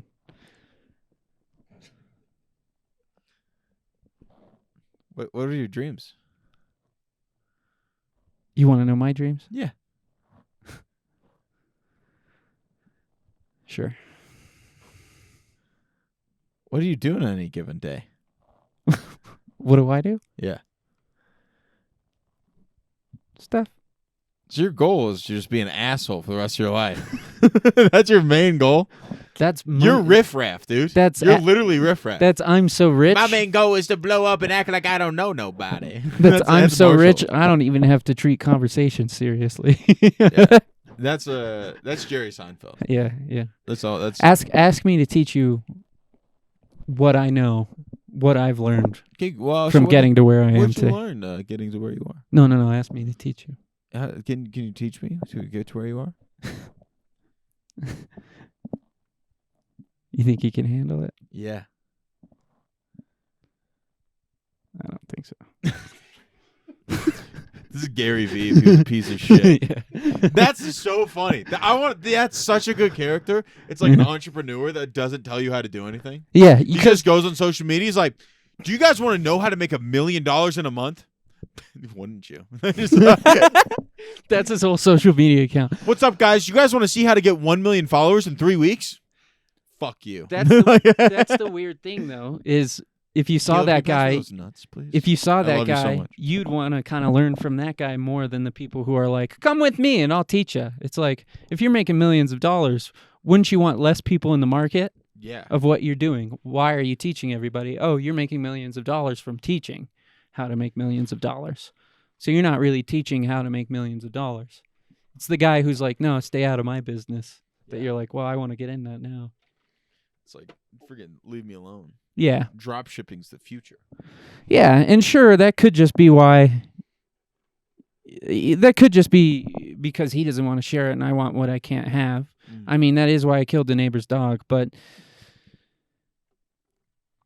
I forgot where I was going with that. We're getting a dog. It's like girls playing hard to get with me. Oh my God.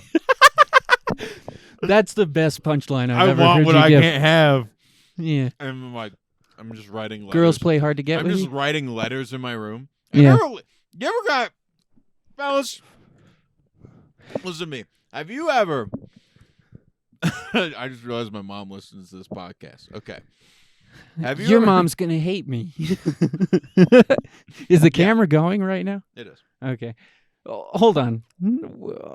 Go ahead. Go ahead. Have you ever met a woman that's so attractive that you wrote poems? I've wrote poems for a broad, dude. I wrote a poem for my gal, and I was so proud of it. I read it to her mom at Christmas after she read it. Did you cry? Huh? Anyone cry? My gal did. My gal's mom looked uncomfortable after I finished reading it to her. And I felt Your uncomfortable. sweet bosom brushed against me. Fill me with the love that is your nectar. That's breast milk. She's like, the sweet nectar of my wife. what are you talking about? I'm talking about ass juice. Gross. Jesus Christ. That's my savior. That's the real key to any healthy relationship. Just be dirty as shit. Be nasty. Let her shit on your chest.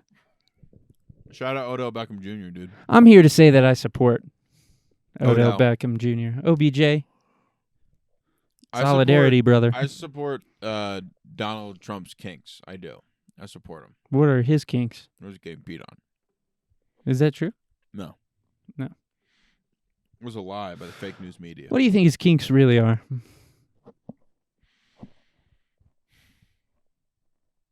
Probably hearing his own name. Mm. That's mine. Hearing my own name. Mm.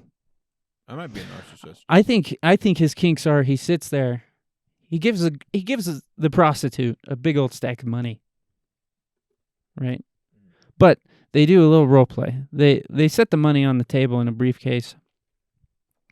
And he dresses up the prostitute in a nice pantsuit. And then the prostitute says to him, "I'm sorry, sir, but the bank has informed me that we just have to close your business down and that you're going to have to declare bankruptcy." And then he goes, "My dad will give me the money," and pulls out his dick and comes it down her throat. I think that's his thing. Cut it. Don't put that in. Don't put that in. I don't like that. My mom has to watch this. Just tell her to skip this one. Skip this. Say, untitle this one. This one's not for you, Mom. Yeah. Put that as the title. That'd be cool. Yeah. I don't talk I was like expecting a really good punchline, and it was not there. that great. The funny thing is, I'm not even shitting you. I don't talk like this outside of your podcast, really. Like, some of my jokes are dark, sure, but like in general, genuinely, when I'm talking to you, I don't know why, but you invite me onto your podcast. I'm like, I'm going to go on there. And I'm going to say some evil shit. And it's going to make Jason You said laugh. crammed. Crammed? Cram down the person. Yeah, pulls his dick out, crams it down her throat, comes down That's her the throat. grossest sentence I've ever heard. Yeah, it's evil. Yeah. It's evil. Jail. Jail. Straight to jail. You seen that? We're going to put him in jail. Mm. Marshall Baker comes on the podcast, talks about how I have sex. Yeah. Why would he say this? Something I wanted to bring up is you said girls playing hard to get with you. Mm-hmm. You want to know something I've learned about a hard to get? No. Is it shouldn't be hard to get. It's always going to be hard to get if I'm involved. Hard to get's not really a real thing. Hard to get is being like Skittles and a sugar addict going, I'm going to go weeks away from Skittles. Right? Mm-hmm. And they're doing good. And they're like, you know what? I like my life without sugar. And then one night they're like, I could go for something kind of sweet. So they go for the date that's in their cupboard. They're being healthy. Mm. And they see a fucking couple Skittles in the back of the cabinet box. Mm-hmm. They're a little dusty, a little gross. Mm-hmm. And they're like, it's been so long. And so they succumb, but it's more of a matter of time, place, and kind of mental manipulation. If it's hard to get, it shouldn't be that way. What do you mean? No, I'm kidding. Sorry. No, that's a good point. I thought that was funny, and that came out. No, that makes sense. Are you taking that seriously? I did. I would not. Don't take that seriously. Don't take that seriously. It sounds smart. It's not smart. It was. No. It was smart. No. No, man, hard to get's tough. No, hard to get is tough, and it is a real thing, because sometimes you run into... Hard to get is when you run into a girl that doesn't believe in treating herself nicely, and you're a nice person. And that's a common story, and that goes on both sides. It's just people. That's true. That is what's I've had friends that, like, they've caught me in moments where I'm not treating myself nicely, and they had to kind of reconvince me of that. Yeah. Yeah, that's how I feel. Yeah. It's like, I'm a nice dude, you know, but it's like you can't be just like a pushover. That's like the balance you have to find, at least for me. Yeah. Can't be a pushover. Yeah. Because otherwise you're wasting your time. Mm-hmm. Yeah. But dude, it is tough. Like hard to get is always weird because you're just like, how do I balance like how to deal with this? I've never gotten out of hard to get or any of that. It's either right off the bat they've liked me or they have not. Mm-hmm. And I've never been in a situation where a girl didn't like me and I've gotten out. That's how, like that's like what's funny is that's how every relationship for me has gone. That's a tricky thing to do. It's because it's like I feel like that it's like I have a face only a mother can love, and I have to convince these hot people that I'm funny enough to stay with. That's pretty much what it feels like most of the time.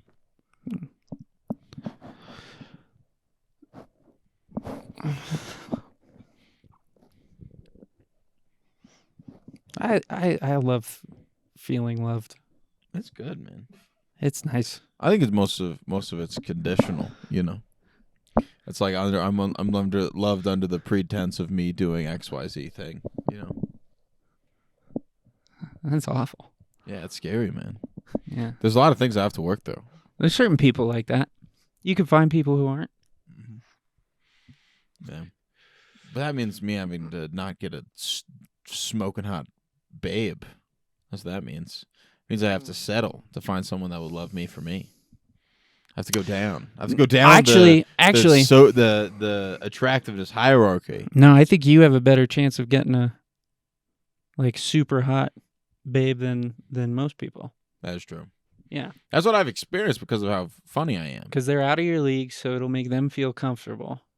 And they'll like that. You'll make them feel safe. Definitely. You're like, I'm not going anywhere. Mm-hmm. I'm not doing anything.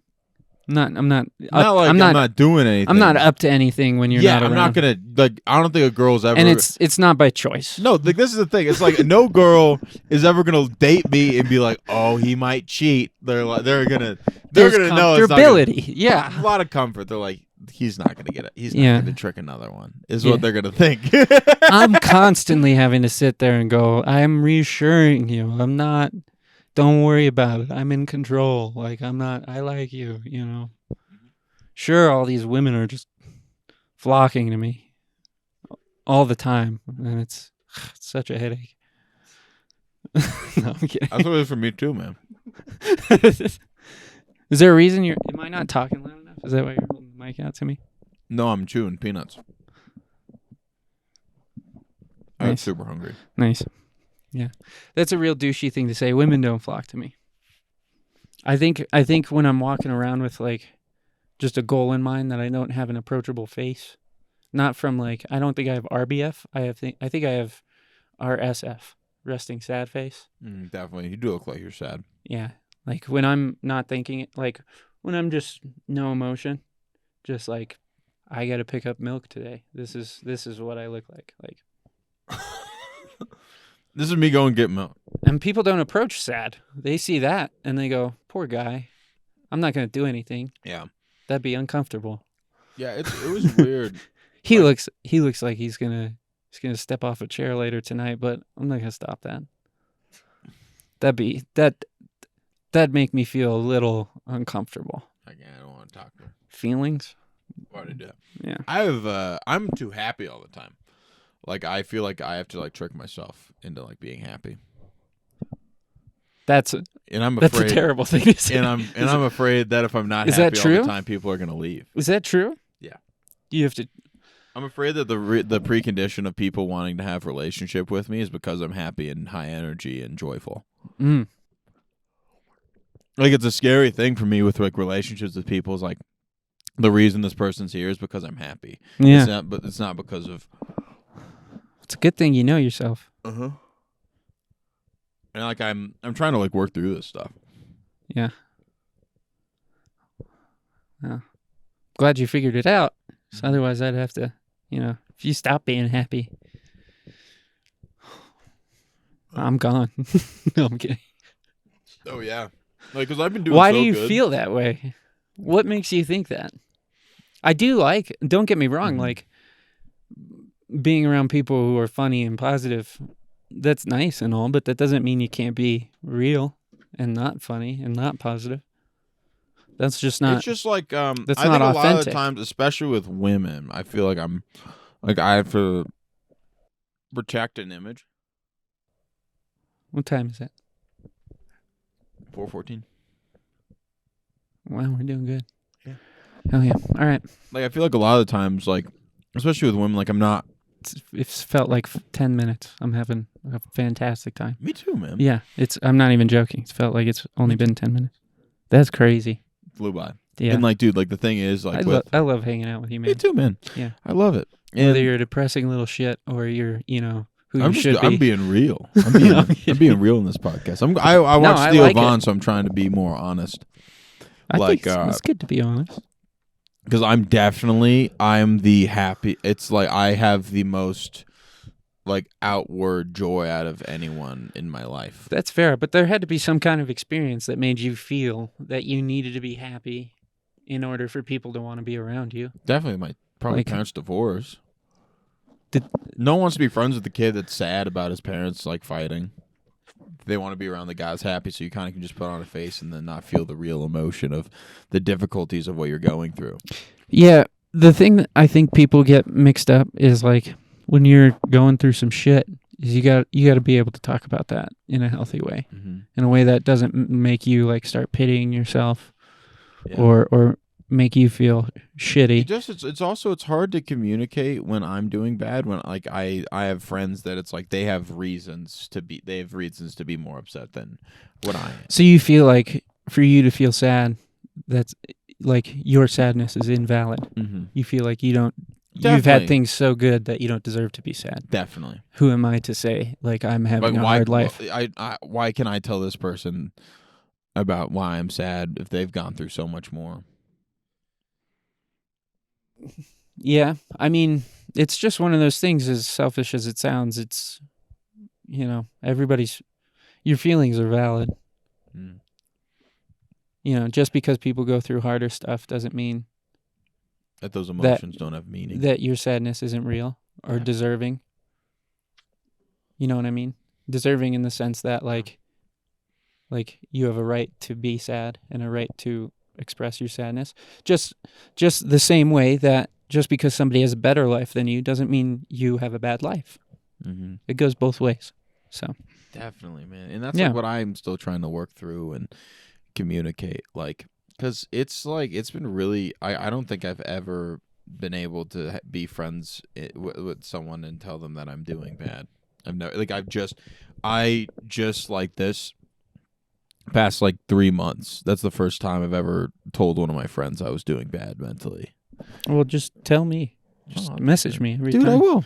Yeah. No, man, I want to hang out. I don't want like this helped me a ton, just being able to hang out with you for a bit. Yeah. I want to have guy time with you more. Yeah, we don't have to. You don't focus on it. You talk about it. Definitely. Talk about how hard that can be. If you're in the mood to try and talk solutions, you brainstorm solutions. If you just want to get it out there, it's super healthy, bro. Just to get it out. You talk about it for a bit. You take that emotion so you don't and you feel hyperfixate. it. No. Hey, And then you grab me a drink out of there. It's the whole stages of grief. Is that non-alcoholic Monster or is that alcoholic? Non-alcoholic Monster. Do you want one? Dude, I'd love a Monster, yeah. Grab can we do 2 Monsters? Yeah, dude, go for it. Just whatever. Perfect. Hey, get out of here. You're stealing my screen time. Yeah, dude. This guy's a huge screen hog. I don't know if you... This producer always wants to be in front. That's one thing I know about producers. Ultra strawberry. That's because you're... Did you say you're fat? What are you talking about? Caleb looks good, dude. Yeah. You don't look fat. No, man. But, dude, it's like definitely like... Yeah, like this is like the first time in my life where I've ever like felt comfortable telling people that I wasn't happy. What created that feeling of comfortability? Feeling of comfortability, it was kind of out of necessity more than me being comfortable. It was just like I can't do it. I can't put on the face, you know, because I do a lot. Like when it's like because it's like I'm the life of the party, and like I'm like the kind of person that everyone's like, oh, he'll be fun, he'll be a good he'll be a fun person to hang around, and I feel like that's the reason why people want to be around me, not like who I am, if that makes sense. It's like people like me because I'm fun, not because of who I am. Well, that's not true for me, at least. Scares me. I'm better than all these other pieces of shit. Yeah, dude. I like you for you. Thanks, man. Yeah. That's good. I'm trying to... Same reason I dislike you for you. So Yeah, no. that's the reason I hate everything about you. No. It's nobody can get through life without expressing Negative emotion. any emotion. Yeah. If you ignore any emotion, bro, it's gonna fuck Because with also you. it's like I push down a lot. Cause I have a high tolerance for like people, and you know I can give a lot of grace and a lot of stuff, and it's really hard for me to cut people off and do that stuff. Okay. I kind of swung the other way for a while there. It became too easy for me to cut people off. You know? Yeah. First it was hard and I overcorrected. Yeah. Yeah, it's overcorrection, man. You Yeah. got to find the right answer. It happens. Like, cause dude, there's a great example about what's happened in my life recently. Was like, I lost a couple friends in just through like just drama and stuff about freaking ladies or whatever. Yeah. Like it can get complicated sometimes. Mhm. And the thing is that like it sucked. It was really hard. It was a really tough thing for me to go through. But I was like, if like what I was thinking about with the whole thing, it's like, okay, if this did it, the reality of them being able to work on our friendship over like in like 5 years, it probably would just drifted apart anyway. It just happened sooner because there was a thing that happened that highlighted character. You know, a tough thing happened, and then it's like, okay, I can see where all these people really are at. Yeah. You know, Everybody wants to be friends, but yeah. So you got to find those people that are actively choosing to be in your life and making an intentional choice and being like, okay, this person's pursuing a relationship with me. This is someone that I also can invest in. Yeah. Because when you're just investing, that's unhealthy. But it's when both people are in. Mhm. That's where a healthy relationship is. yeah. And I gotta honestly credit you for our friendship, genuinely, because I would just go to stand up, and I always enjoyed chatting with you at stand up. Don't get me wrong, Yeah, but man. I would just go there, do stand up, and leave. Like especially right after COVID, because people started getting a little dramatic. And you know, I just came there to do jokes and listen to people tell jokes, and as long as people weren't, you know, invading my personal space, or I wasn't seeing them invade others in a sense, I didn't have a problem with anybody. So I just didn't want to get involved in any of that or whatever. But I just didn't invest a lot of time If in. you close yourself off, it's like you want to find that balance. It You got to wasn't. see who's pursuing friendships with you and like invest in those people. Yeah, and it wasn't so much me trying to close myself off.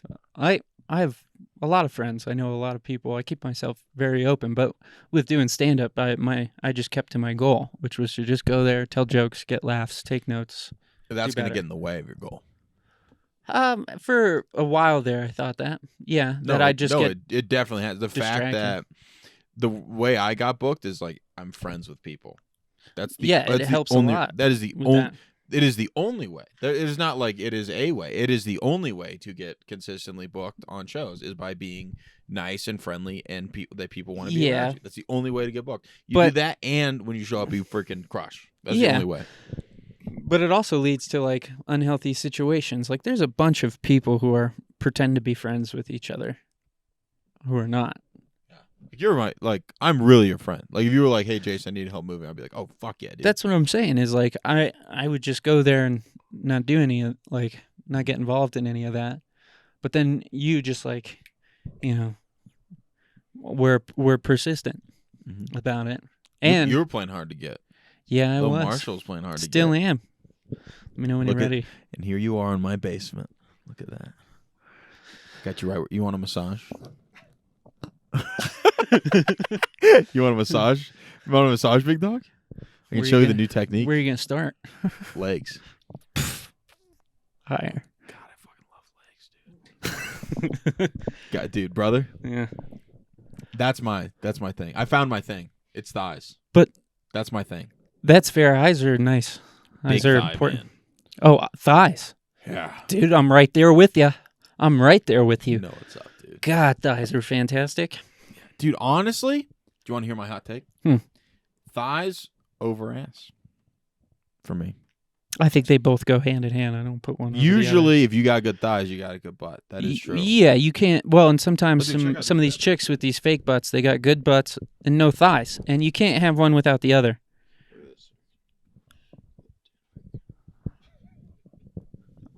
Look at that. That's my thigh.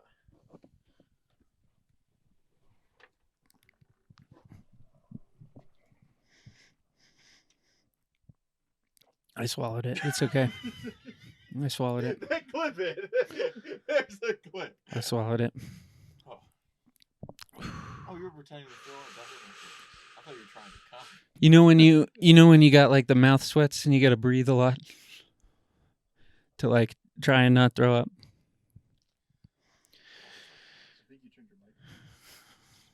I did turn my mic off.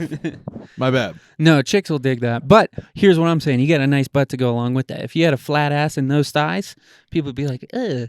If you had the ass you got and not those thighs, Bad. people would be like, ugh. So you need both. You can't just have one. Yeah. I'm doing pretty good. When somebody says they're an ass man, they are a thigh man as well. They might not know it, but they are. They are. Big fan. Big fan. So really, you're a thigh man. I discovered that about myself recently. How'd you discover that? That sounded Found really the right sassy. person, you know? Found the right person? Yeah. Big thigh guy. I'm confused. I found the right person. Then I was like, thighs. That's it. That's my thing. Like you saw a person, a chick, saw good thighs. and you were like, you know what? That's baller. This is what you had never seen good thighs before in your life. Only all the years of TV where, like, in the past 15 years, big butts have been the thing, and you're just now seeing thighs and going, you know what? I think I'm into that. I've just been awakened. You've just been awakened. Mm-hmm. Did you just never like consider it? Never considered it. Oh, that's interesting. Yeah, you just kind of work backwards. You know what I mean? Yeah. Have I told you the life motto I like to live by? What's your life motto? That's a douchey way to introduce this What's concept. Your life motto? But what's your life my motto? genuine life motto is, I like that saying, the only thing I know is that I know nothing. I love that, dude. That's what I feel. And the reason that's my life motto is some people get too caught up in that, and they're like, well, no, you know things, you got to be confident. And it's not about that. It's about remaining open to new experiences and learning new humility. things. Yeah. And that sometimes some things you know that you think are right might not be right. And so you You gotta be open to the fact of changing your mind, because otherwise you'll never grow. Yeah, it's also Socrates, dude. Yeah. It's like, I'm the smartest man in the world because I know I'm an Yeah. idiot. Like that's what I feel is a lot of comedians. Or Yeah. like, it's like a lot of comedians very, very smart, but they can deflect because of just like being funny. You're like, oh, I don't know what's going on, but you really do know what's going on. Yeah. And I guess what I'm getting at is, from a very young age, I had always been very open to asses. I Yeah. respect that. Yeah. Yeah, man. You definitely just got to find the right things. You got to find those things that you can put effort and energy into, and that includes people. What about our producer over here? Can I get your name again, dude? That's Caleb. Caleb. Yeah. Sorry, I'm real bad with names. Caleb's the best. We could never speak again for like 3 years, and I'll come up to you and be like, I know you, but I'm bad with names. Yeah. Yeah. You an ass man, Caleb? Yeah. Yeah, Okay. dude. This is also Most guys I are. wanted to talk about. I want to talk about us going to the classical academy. That's also other things. So, what was your senior prank? The women at the classical academy, very few women at the classical academy had an ass. There's sticky people. That's very. I'm not sure if we're allowed to bring that up anymore now that we're not in high school, because now it just sounds weird. But it was I'm good talking about when I was in high school. I'm talking about my graduating class. I was younger than 18 too with that class. 14. I grew up with that class. I went K through 12. Like I'm talking about people I've known since I was like 5, which is an interesting concept. Yeah. That is weird. Going to TCA that long, it's almost like a social experiment where we got to see what it's like where you have siblings because you grow up with them so much, but you're not really obligated to be siblings. We got to see what those kind of relationships are like. Yeah. Isn't that interesting? Yeah, going to school with someone for friggin'. Yeah, if you've gone to school with somebody from when you were 6 years old or 5 years old to when you're 18, you've spent as much time as a sibling would, but you're not obligated to like to be continue siblings. those relationships. Yeah, so it was kind of a social experiment of That is what if true. you get the sibling experience but without the obligation? Yeah, like you hang out more with your friends than you do with your parents at school. Yeah, I you hang think out about with that? my friends more than I do my parents now. Yeah, me Yeah. too. Which is weird. I still hang out with my parents a lot. Like I hang out with my mom. I would say more than Yeah, most people do. people know that. Yeah, look at me. Yeah, Look at me and tell me my mommy doesn't love me. Look at these glasses and tell me that my mom doesn't hug me. You can't.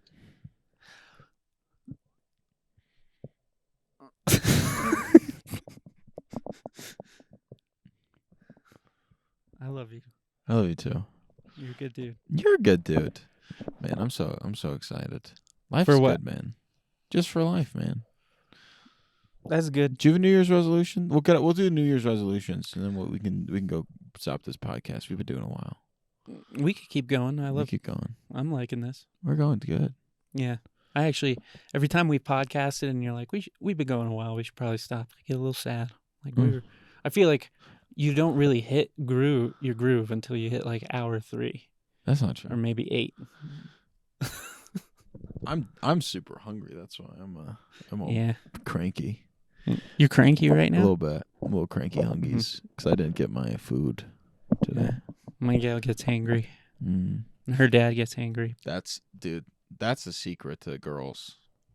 Food? You like preemptive, like anticipation of needs is, I would say, the key to most hearts. Anticipating The key to being needs. smooth That, dude, is anticipation of bro, needs. I would say that there's very few things that I'm good at. I'm very good at this because like whenever like I'm a great boyfriend, great. Like I hit home runs. I've never had someone break up with me. Never has happened. You've like, broken up. How many girlfriends have you had? I've had 3. And you've broken up with all 3 All of them? 3 of them. Just rapid fire, each one. Say why you broke up with them in one word. Fat, ugly. No, saggy that's not titties. No, one of them just yelled all the time in conflict and Boom. would All right. not work on Done. herself. On to the next. Other one just moved away. Mhm. Piece of shit. And then That doesn't sound like you broke up with them if they're the one moving away. No, I was like, I don't want to do long distance. They were like, I want to do long distance. Oh, bam. Shut them down. All right. Third one. Third one? Yeah, I just didn't like them. It was just like... Why that's were you not what I dating said. him in the first place? Well, I thought I would. You're like, I'll grow to like them. Yeah. I've never... It's no, very what's rare crazy you is that run I into... liked them so much in the beginning, and then I got it. You and grew then I'm out. like, That is you being more in love with the concept of love than the person themselves. You're chasing that concept, and then you got involved, and then you got to know the real them, and you were like, oh, that's not really what I want. I just wanted love, which everybody wants that. So, no reason to be shameful about it. But that's why that one blew up. Yeah. Yeah. But The second girl who moved away, she was probably just trying to be nice. She's probably just faking it. Like, let's stay together. And you were like, nah. And she went, when you bet like 10 grand on something and you make it, and you're like, you know what? I should never do that again. I don't want to lose 10 grand. Yeah, but this is what I will say. Okay. With that, I'm very good at anticipating needs. Like, there's this girl right now. Uh-huh. Like, she loves Diet Coke, right? So go to pick her up from the house. Boom. What do I Diet got in the Coke. car? Diet Coke in the car. Diet Coke. Little things like that. So good. Have you told her yet? Like, it's not working. It's not a real thing. Diet Coke isn't. Does she just like it for the flavor? Because everybody likes it knows for the flavor. Diet Coke isn't like It's better than normal. kind of sure. 0 calories, bro. The real big thing that people ignore with Coke, well, soda obviously does is the easiest way to gain weight. The reason that the U.S. is the most obese country in Is the soda. world is because of how much soda we drink. Yeah. Soda's so And good. sugary drinks like that. But like Coca-Cola and just soda in general fucks up your teeth too. Mm. So sure, diet soda, there's less sugar, but still fucks with you a lot in the Yeah. other ways I'm and the probably gonna have teeth. to get veneers. I'm saving up for implants. I don't want veneers. Yeah. It's gonna hurt like a bitch, but they're gonna fucking. teeth. Yeah. I'm saving up for shark teeth. Is essentially what it is. I'm not even joking. They surgically screw in a bottom and an upper plate, That's what you need. and then they plug in teeth to that, Dang. and that plate stays screwed into your skull, Yeah. right? And then if you bust a tooth, bro, you're like a shark. You always got another tooth. That's the crazy. biggest. That's the biggest issue I've had with being human. Is teeth. it's like it's pretty dope being human. We can think, we experience love, sex is great. Not a lot of animals actually enjoy sex. They just have sex because they're worried about their population. But the one of the bigger Wouldn't things it be so much worse if they did enjoy it? Yeah. For us, for them, Just imagine like dogs just like freaking trying different just positions. horny little Gross. shitheads, bro. Gross, dude. Birds. Oh. Imagine birds having sex. You're like, what the? You Oh see a my bird God. looking in your window, and You see a bird doing you're doing reverse ye old cowbird. Saturday night ride. Reverse cowbird, dude. Yeah, Reverse cowbird. Cowbird. It's when they freaking lay an egg on the Yeah. other bird's chest. The worst part is if you see an animal watching you have sex, and then you see him doing the move you were doing a little bit later, you're like, I am influencing animals in new positions. I'm a porn star for animals. This is kind of bestiality, but I don't really have any control here. This is weird. This is a weird concept. What was I getting at? Because you really got me off track. I don't even remember what we were talking Bird about. sex. The thing about bird sex is it does feel good, but you just don't want to live with those diseases. You know, the thing about Teeth. Thank you. Yeah. That's the number one thing. That's the I biggest love issue about, I've had with trying to humans. get some beak. You know what I'm saying? Some tail. Trying to get some. Trying to get. I trying to call get all some dames wings. birds. Look at that bird. Look at that freaking blue. She's a cute little bird Look over at that there. blue-footed booby. She didn't keep her mouth shut enough, this little bird. She's a singing bird, you know what I'm saying? This bird's You singing. cage him enough. That is a very funny thing to say if you're having a relation with a female. It's like things my great-grandfather said. What did your great? She's a nice little bird, but she sings a lot. Yeah. That's what he said about my Like, great-great-grandmother. if You're like having relations with a woman. You're like, oh, listen to that lady sing. Saying that. That'd be nuts. Be a wacky thing. What a wacky thing. Yep. Yeah. It's very wacky. For me, it's how I love how you entertain yourself so much. Like, I find true entertainment in that. It's That's the awesome. most backhanded compliment I've ever gotten. It sounds like that, but I genuinely am trying to mean it in the most like. I love that you think you're funny, is what you said. I know. But I tried to deliver it In a different nice way, In a but you different just kind of saw through it. way. Yeah, But because I'm not stupid. I'm not like your girlfriend. I who you am can trying to be trick, genuine, Marshall. though. Like, I hate people who are bored of themselves. Because if they're bored of themselves, then they they're care about boring you. themselves. Yeah, then they're boring in general.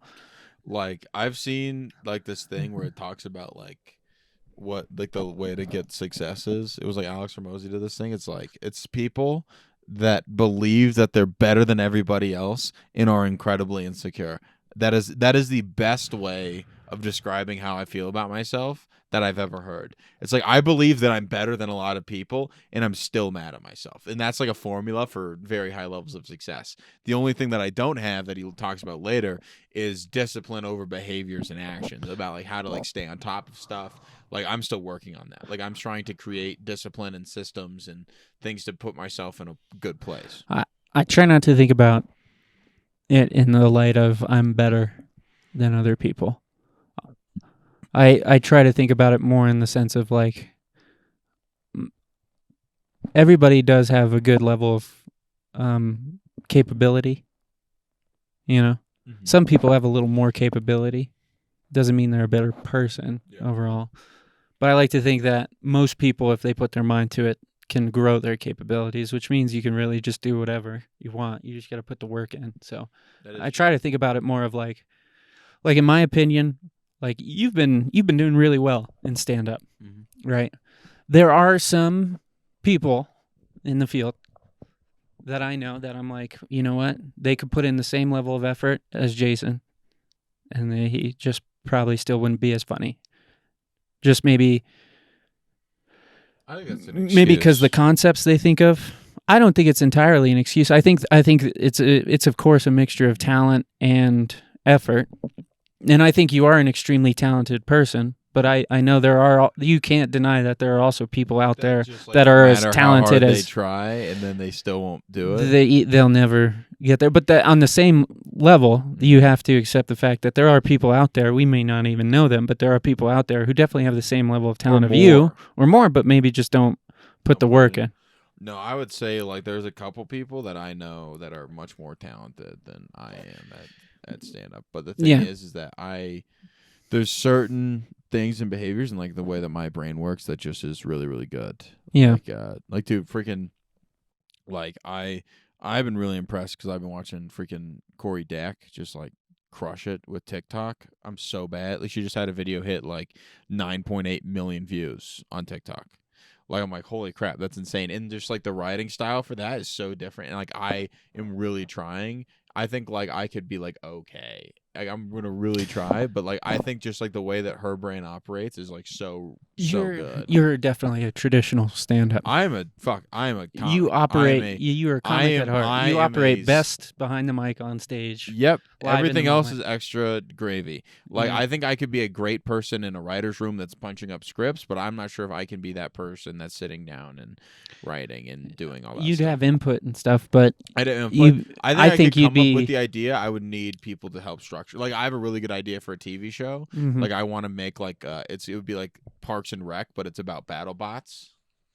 That sounds interesting. It's like I'm like that's such a, like because dude the characters like I was just watching battle bots on like HBO and I'm like if I want to know everything about these characters because they're so funny. Like there's just like guys that's like I'm going out to destroy everybody. No one's going to stand the wrath of the blades, right? And that's just like his personality. He's like I am vengeance. I am evil. You're gonna need a straight man in that show. Maybe a couple. Just like because like the kind of idea for the show that I have is like okay, so like the guy, it's about this guy that's like doing battle bots to like pay for like something bad, right? Like it was like either he's trying to make a bunch of money to try to like pay for his college or like to pay for like so I was thinking also like paying for someone's medical treatment or something. Just like someone that's an outsider of the BattleBots industry having to go in and compete against these people that are just like super weird and like that's just a great place to write funny.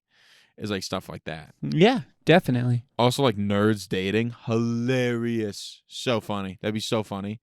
Like the one girl, like in BattleBots, who just gets hit on by everybody.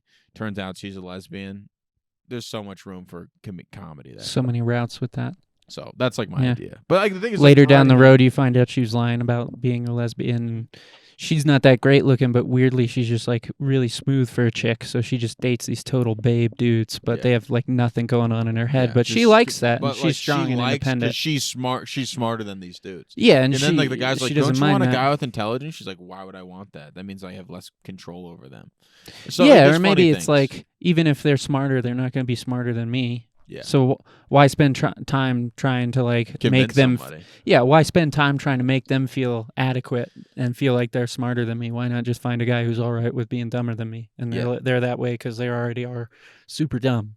Yeah. Like they're so dumb Like, they don't care about what's being crazy smart. is like the things that I said I wanted in a relationship are the exact opposite of like the person that I like. I'm actively attracted to. chasing. Yeah, that actually like. What do you say you want? I was like, I want someone that's kind of dumb, so then they won't leave. Is what I like. I was like joking, kind of. I would like kind of like quasi be like, I want someone that like won't say no to me, someone that won't challenge me. I said I want a sugar mama. Yeah, Yeah. you get, but then like you kind of like I got it. I met like that girl that's like like she looks like a model, everything's like perfect on paper. Like I could just like I like felt like Stephen Hawking compared to her. Like I felt like really smart and stuff. Because she was not the smartest cookie. And You set up Stephen Hawking. Was it just the brains or was it the looks too? It was sorry. weird. I felt like I'm Stephen so sorry.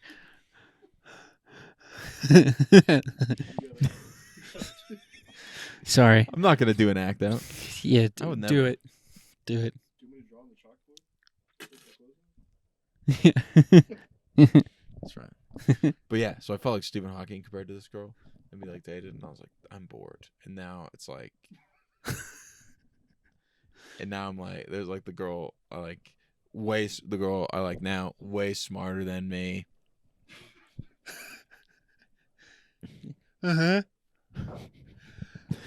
Keep going. So she's way smarter than me, and like definitely still like very, Sorry. very attractive. Yeah. Very pretty, but definitely not built like what I like thought I wanted, but definitely different. But yeah, it's like what you say you want and what you actually want sometimes are different. Also, I said I didn't want someone like funny too, because I'm like I'm funny enough for two people. I'll get jealous if they're too funny. I don't get jealous. Oh. At least not of that, because I'm like I'm still the best. Like, so who cares? I like a gal who's got a good sense of humor. Yeah, that's true. Yeah. What do you think makes a good sense of humor? Think what you say is funny? No. God, no. No. There's so many people who think what they say is funny. Look at me. Maybe 50% of my jokes hit. Like That's the amount that I write, maybe 50% hit. Like are actually worth saying again. Yeah. There's very few jokes a comic writes that are worth saying again in the long run. No, when but you think about it, it's ratio a volume game. It's just it's a numbers game. You crank it out. Yeah, sure. Yeah, I'm trying to get to my hour right now. That's like my big goal for like this year. Yeah, all right. Try to get my hour material so I can start touring. Remember when I was there? Get an hour? Got like 4.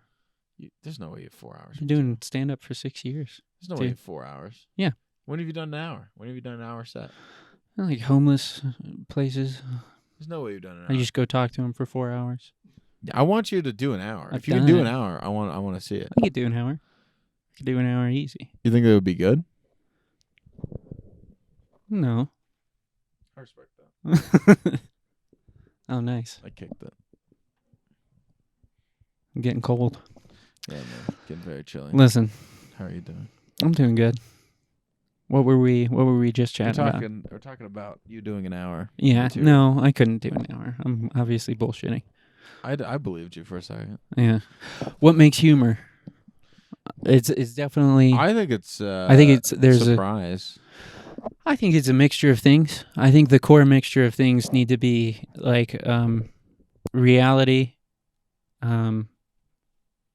so some level of groundedness or truth to it. But the truth is just shaded in a very outlandish way oftentimes, or as much as needed. And then the most important thing is something that I've forgotten. So The most important thing is, I don't remember. creativity, No, it's a big thing. I think humor just is basically just like there's like different like laugh triggers. Mhm. Like one of the things it's like surprise, callback. Like, did you stay around for my last set at Trainwreck? Did you hear actually left any of my jokes? You I usually just now do. started. Yeah. Usually when I'm not on stage, I really don't like it. I like watching before I go up. It kind of gets me hyped and in the mood. I don't like But it. afterwards, Jerry I don't. Seinfeld doesn't. He's like, it's like he was like, if you can not like watch the person before you, don't.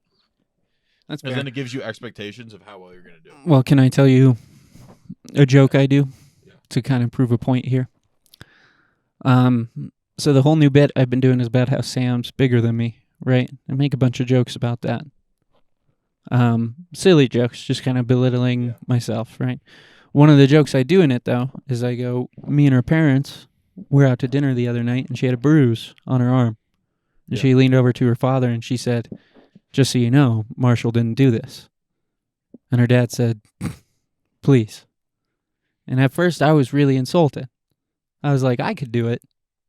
I could do it. And then I thought, you know what? It's probably a good thing that people aren't thinking that, especially when we're out in public, because she's really clumsy. And I'm super abusive. That's a good joke. Yeah, and then afterwards, I say, I only say that joke to show Matt Rife how it's done. That's good. And then I follow that up with, I'm just saying, if you write it creatively, it'll land. That's good. I think Yeah. it's too much about Matt Rife. It's something I've just been playing around with. That's fun. It's not a permanent thing. I've only been doing it for the past couple weeks, and Yeah, dude. I'm probably not even going to do it on the rest because it's not really going to be super relevant I'm gonna at the next couple weeks. I'm gonna try to float you to some bookers. That's what I want to do. Float me to some bookers. I'll float you. But yeah, Is you're that the bad man. hookers? Bookers? Yeah, bookers. They're the B grade. Who are the bookers? Are there bookers in Colorado? Yeah. There's people who their job is just to book comedy. Well, it's not their job, but it's just like there's people that book shows.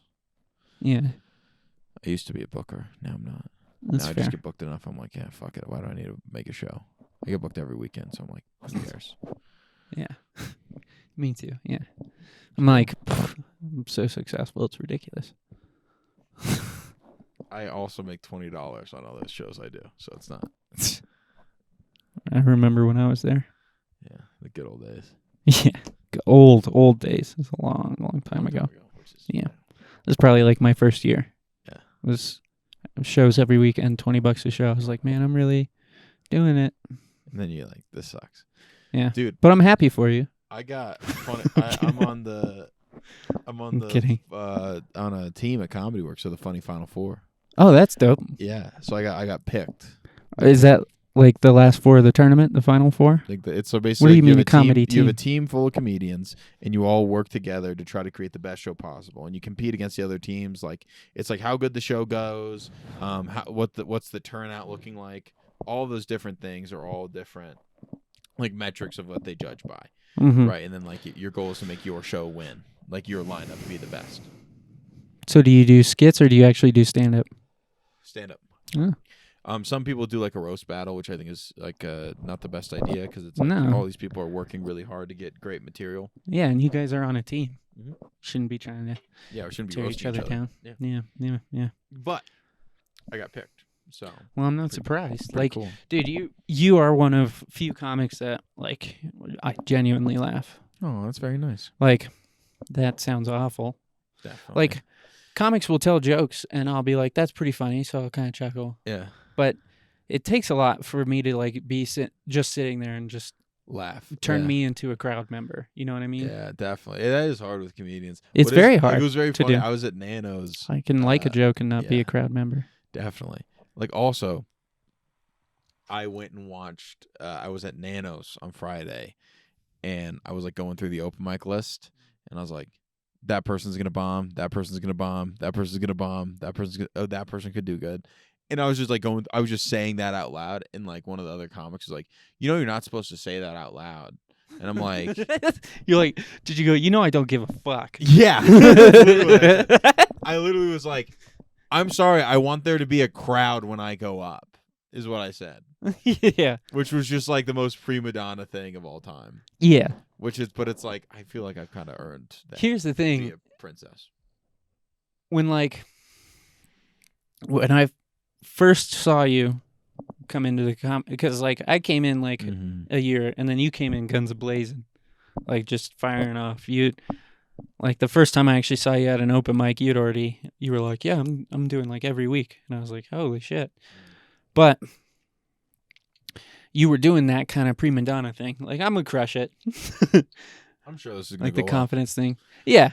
Or like they're not gonna do so hot, but I'll bring them back. Don't worry, Marshall. And then you'd go up, and most of the time you would do it. Yeah. In all honesty, If I'm doing like jokes I know work, yeah, I'm also that's a lot of the times I'm not challenging myself, and that's what I got to do more at open mics. challenge yourself. Yeah, that's I fair. got to be like, hey, I have to do no jokes. I just have to sit in silence and do Yeah. crowd work. Like, I think me doing that for like this next like year would be huge for me because my jokes are already like, yeah. I know how it works. But for years, I was like, this is such a funny character that he's playing. Like, this is so hilarious. And then It's a little real. these past couple years, I'm starting to question if it's a character. I don't know. The line's blurred because I kind of like go like.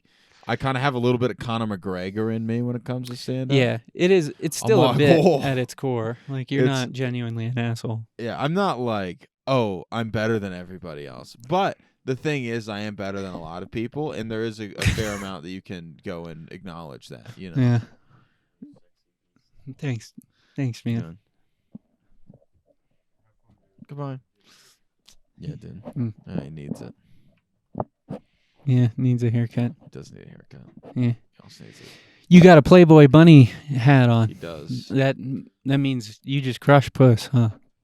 I made that observation last time. That's Literally anytime I see a dude with last that's week. what I think. Is like, I'm like, if crushes. I wear the Playboy bunny hat, I look creepy. Like people are like, this guy's gross. it's a little bit of a genuine like, check this comment. out, look.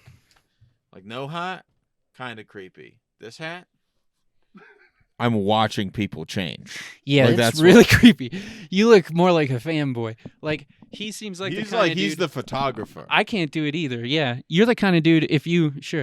You're the kind of dude. If you walked around with like a naked lady on your shirt, girls would be like, oh, I want to sleep with him. If we walked around with a naked lady on our people shirts, are like, girls would be "Ew, like, dude, that's gross. creepy. That's creepy. What a weird looking guy, Yeah, man. You got the whole nine. Yeah, what do you think? I don't think so.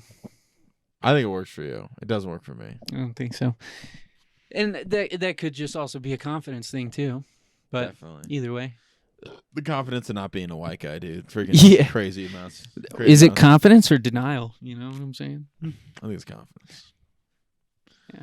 Yeah, dude. I cannot pull off. Like, there's like guys like, this is something I never understood. Is like guys that like get like a nice car and they'll put like big anime girls on like their like car. Have you seen Yeah. this? And they're just Like- slaying. Why would you do that? You want to get girls into your nice car, right? Yes. So why would you put pictures of other women on the car? It But doesn't they make do. sense to me. But they do get girls. No, they Some of don't. those guys do. Name one. I've met a lot of guys. John, for one. I feel like you made that name up. I did not. I could pull him up on Facebook. So this guy is like anime. But I'm not He gonna has look at my anime phone. girls on the car, and girls like Yeah, that. If you know the car community here in Colorado at all, then you know there's a lot of dudes like that Yeah, that dude. just pull. They pull. Yeah, they see? got the anime girls in the car. And they're Yeah, pulling. dude. He fucking knows. Why? How Yeah. does this work? The cars also help. Well, They're big mechanic dudes. sometimes our ladies aren't that attractive either. Yeah, Yeah. weird looking ladies. And That's why sometimes you the like attractive anime ones are ones. big old hoes. But those guys are game for that. They know the deal. I Yeah. ran into one. Yeah, and the chicks know the deal too. Like, that's just that You're community. like, I know that you only like me because of this car. Yeah. That's what I feel like the same way about me being funny as it's like Almost. as like a guy that has a nice car and that's why girls are with him. Like Oh. I know for a fact girls are with me because I'm funny and there's not a lot of other reasons. I know guys with nice cars that don't have girls. I know guys with nice cars that do, and guys with shitty cars that do. For me, I think it's more about like they have cars that are kind of shitty, but they're fast, and the nice cars are fast too. And the difference between the two dudes is, one of them can drive. It's the driving that gets them. Yeah, you get them a little excited, a little scared. but then you show the whole time that you're completely in control. Reminds them of their father. Genuinely, that's a community, though. That is a real community. Yeah, that's weird. Yeah. I don't get it. It's kind of like the upside down pineapple. The anime stickers are kind of like the upside down pineapple of the swingers world. Mm. You know? Like, the I'm same gonna make thing. bad choices, and I want to do that. Yeah, it's just a little signal like, hey, I'm game. And those chicks that will definitely scratch your car or puncture your tire are like, me too. Definitely. So it's just about what kind of bait gets you. Certain bait gets you certain fish. Mm-hmm. Yeah. Anime girls on your car sometimes gets like a fork in your thigh. How does that work? He slept with her mom, for one. Like, that's one I've heard of. A friend, That's bad. a friend of mine told me that. Is that a real friend? That happened to him. I'm not sure if that's a real. It's a friend. I mean, I'd say I'm friend. I like him. That's good. Like, it's not your traditional friendship because it's a friend of mine. That's good. What I'm alluding to is, like, I did it. It's a No, I'm one kidding. of those But I have had friends like that. Like, dirtbags. no. It's a dirtbag move. No, they were just loose, and the people they were with were loose too. Like, everybody was on board. It's not as dirtbaggy if everybody's just on board. Yeah. Like, yeah, I don't care. It's dirtbaggy if you agree if you're lying to people about it. Hmm. That's fair. Yeah, no, it's kind of a disease, sexaholic, but you're not a Can be bad. dirtbag. You're just sick. Absolutely. Yeah, you're sick. What else do you want to talk about, Mr. Marshall? I don't know. I thought about the last Yeah. year, 2023. Yeah. Couldn't think of too much that Me too. really I can't felt think. important to hold on to. Yeah, I didn't. I think I just grew a lot. Yeah, I just mean more of like stuff that's happened society wise. 2023 wasn't No, like just a very pretty much it's just like Biden's old. yeah. People are attacking the Jews. No news story there. Like, keep going, do your thing. Israel, Ukraine. Like, that's true. Why though. can't we they just like get along, attacked man? Palestine. Why can't we just get along? That's my thing. Yeah. I think if we just gave everyone down there just some Dr. Pepper milkshakes, we could solve all the world's problems. Making them all sick together. I get it. Yeah, you No, put them in the Dr. Pepper milkshake's trenches. so you yummy. put them in the trenches together. Dr. Pepper milkshakes. People bond through delicious, suffrage. brother. Dr. Pepper milkshakes. Dr. Pepper ice cream. That's gross. Do a root beer float. Stop trying to be some kind of hipster about I your love desserts. Dr. Pepper milkshake. Root beer floats are a little too mainstream for me. I like Dr. Pepper milkshakes. Dr. Pepper milkshake is so It's good. gross and you know it. You just don't like conforming. No, man, I love it so much. I love the Dr. Pepper milkshake more than I love some members I of my don't. own family. It tastes too cherry. Cherry. I don't like cherry pie, cherry ice cream, Yeah. cherry candy. Not a cherry guy. Mm. Well, Mhm. Dr. Pepper's not cherry. Yeah. Idiot. No, but Dr. Pepper ice cream tastes What- very so- cherry. We ask all of our guests one question. All right, hit it. If you could go back in time, Mm-hmm. what would you do? Are there rules to this at all, No or rules. just do whatever I want? If I could go back in time and do anything I wanted, Yep. That's a good question. If I could go back in time and do anything I wanted, I'd probably go explore like old famous restaurants that shut down before I was even born. I think that'd be cool. Because if you do something too big, you're gonna stop 9/11. That's you what could, chose. but that could be Okay. all right. Here's the thing. Sometimes bad things have to happen.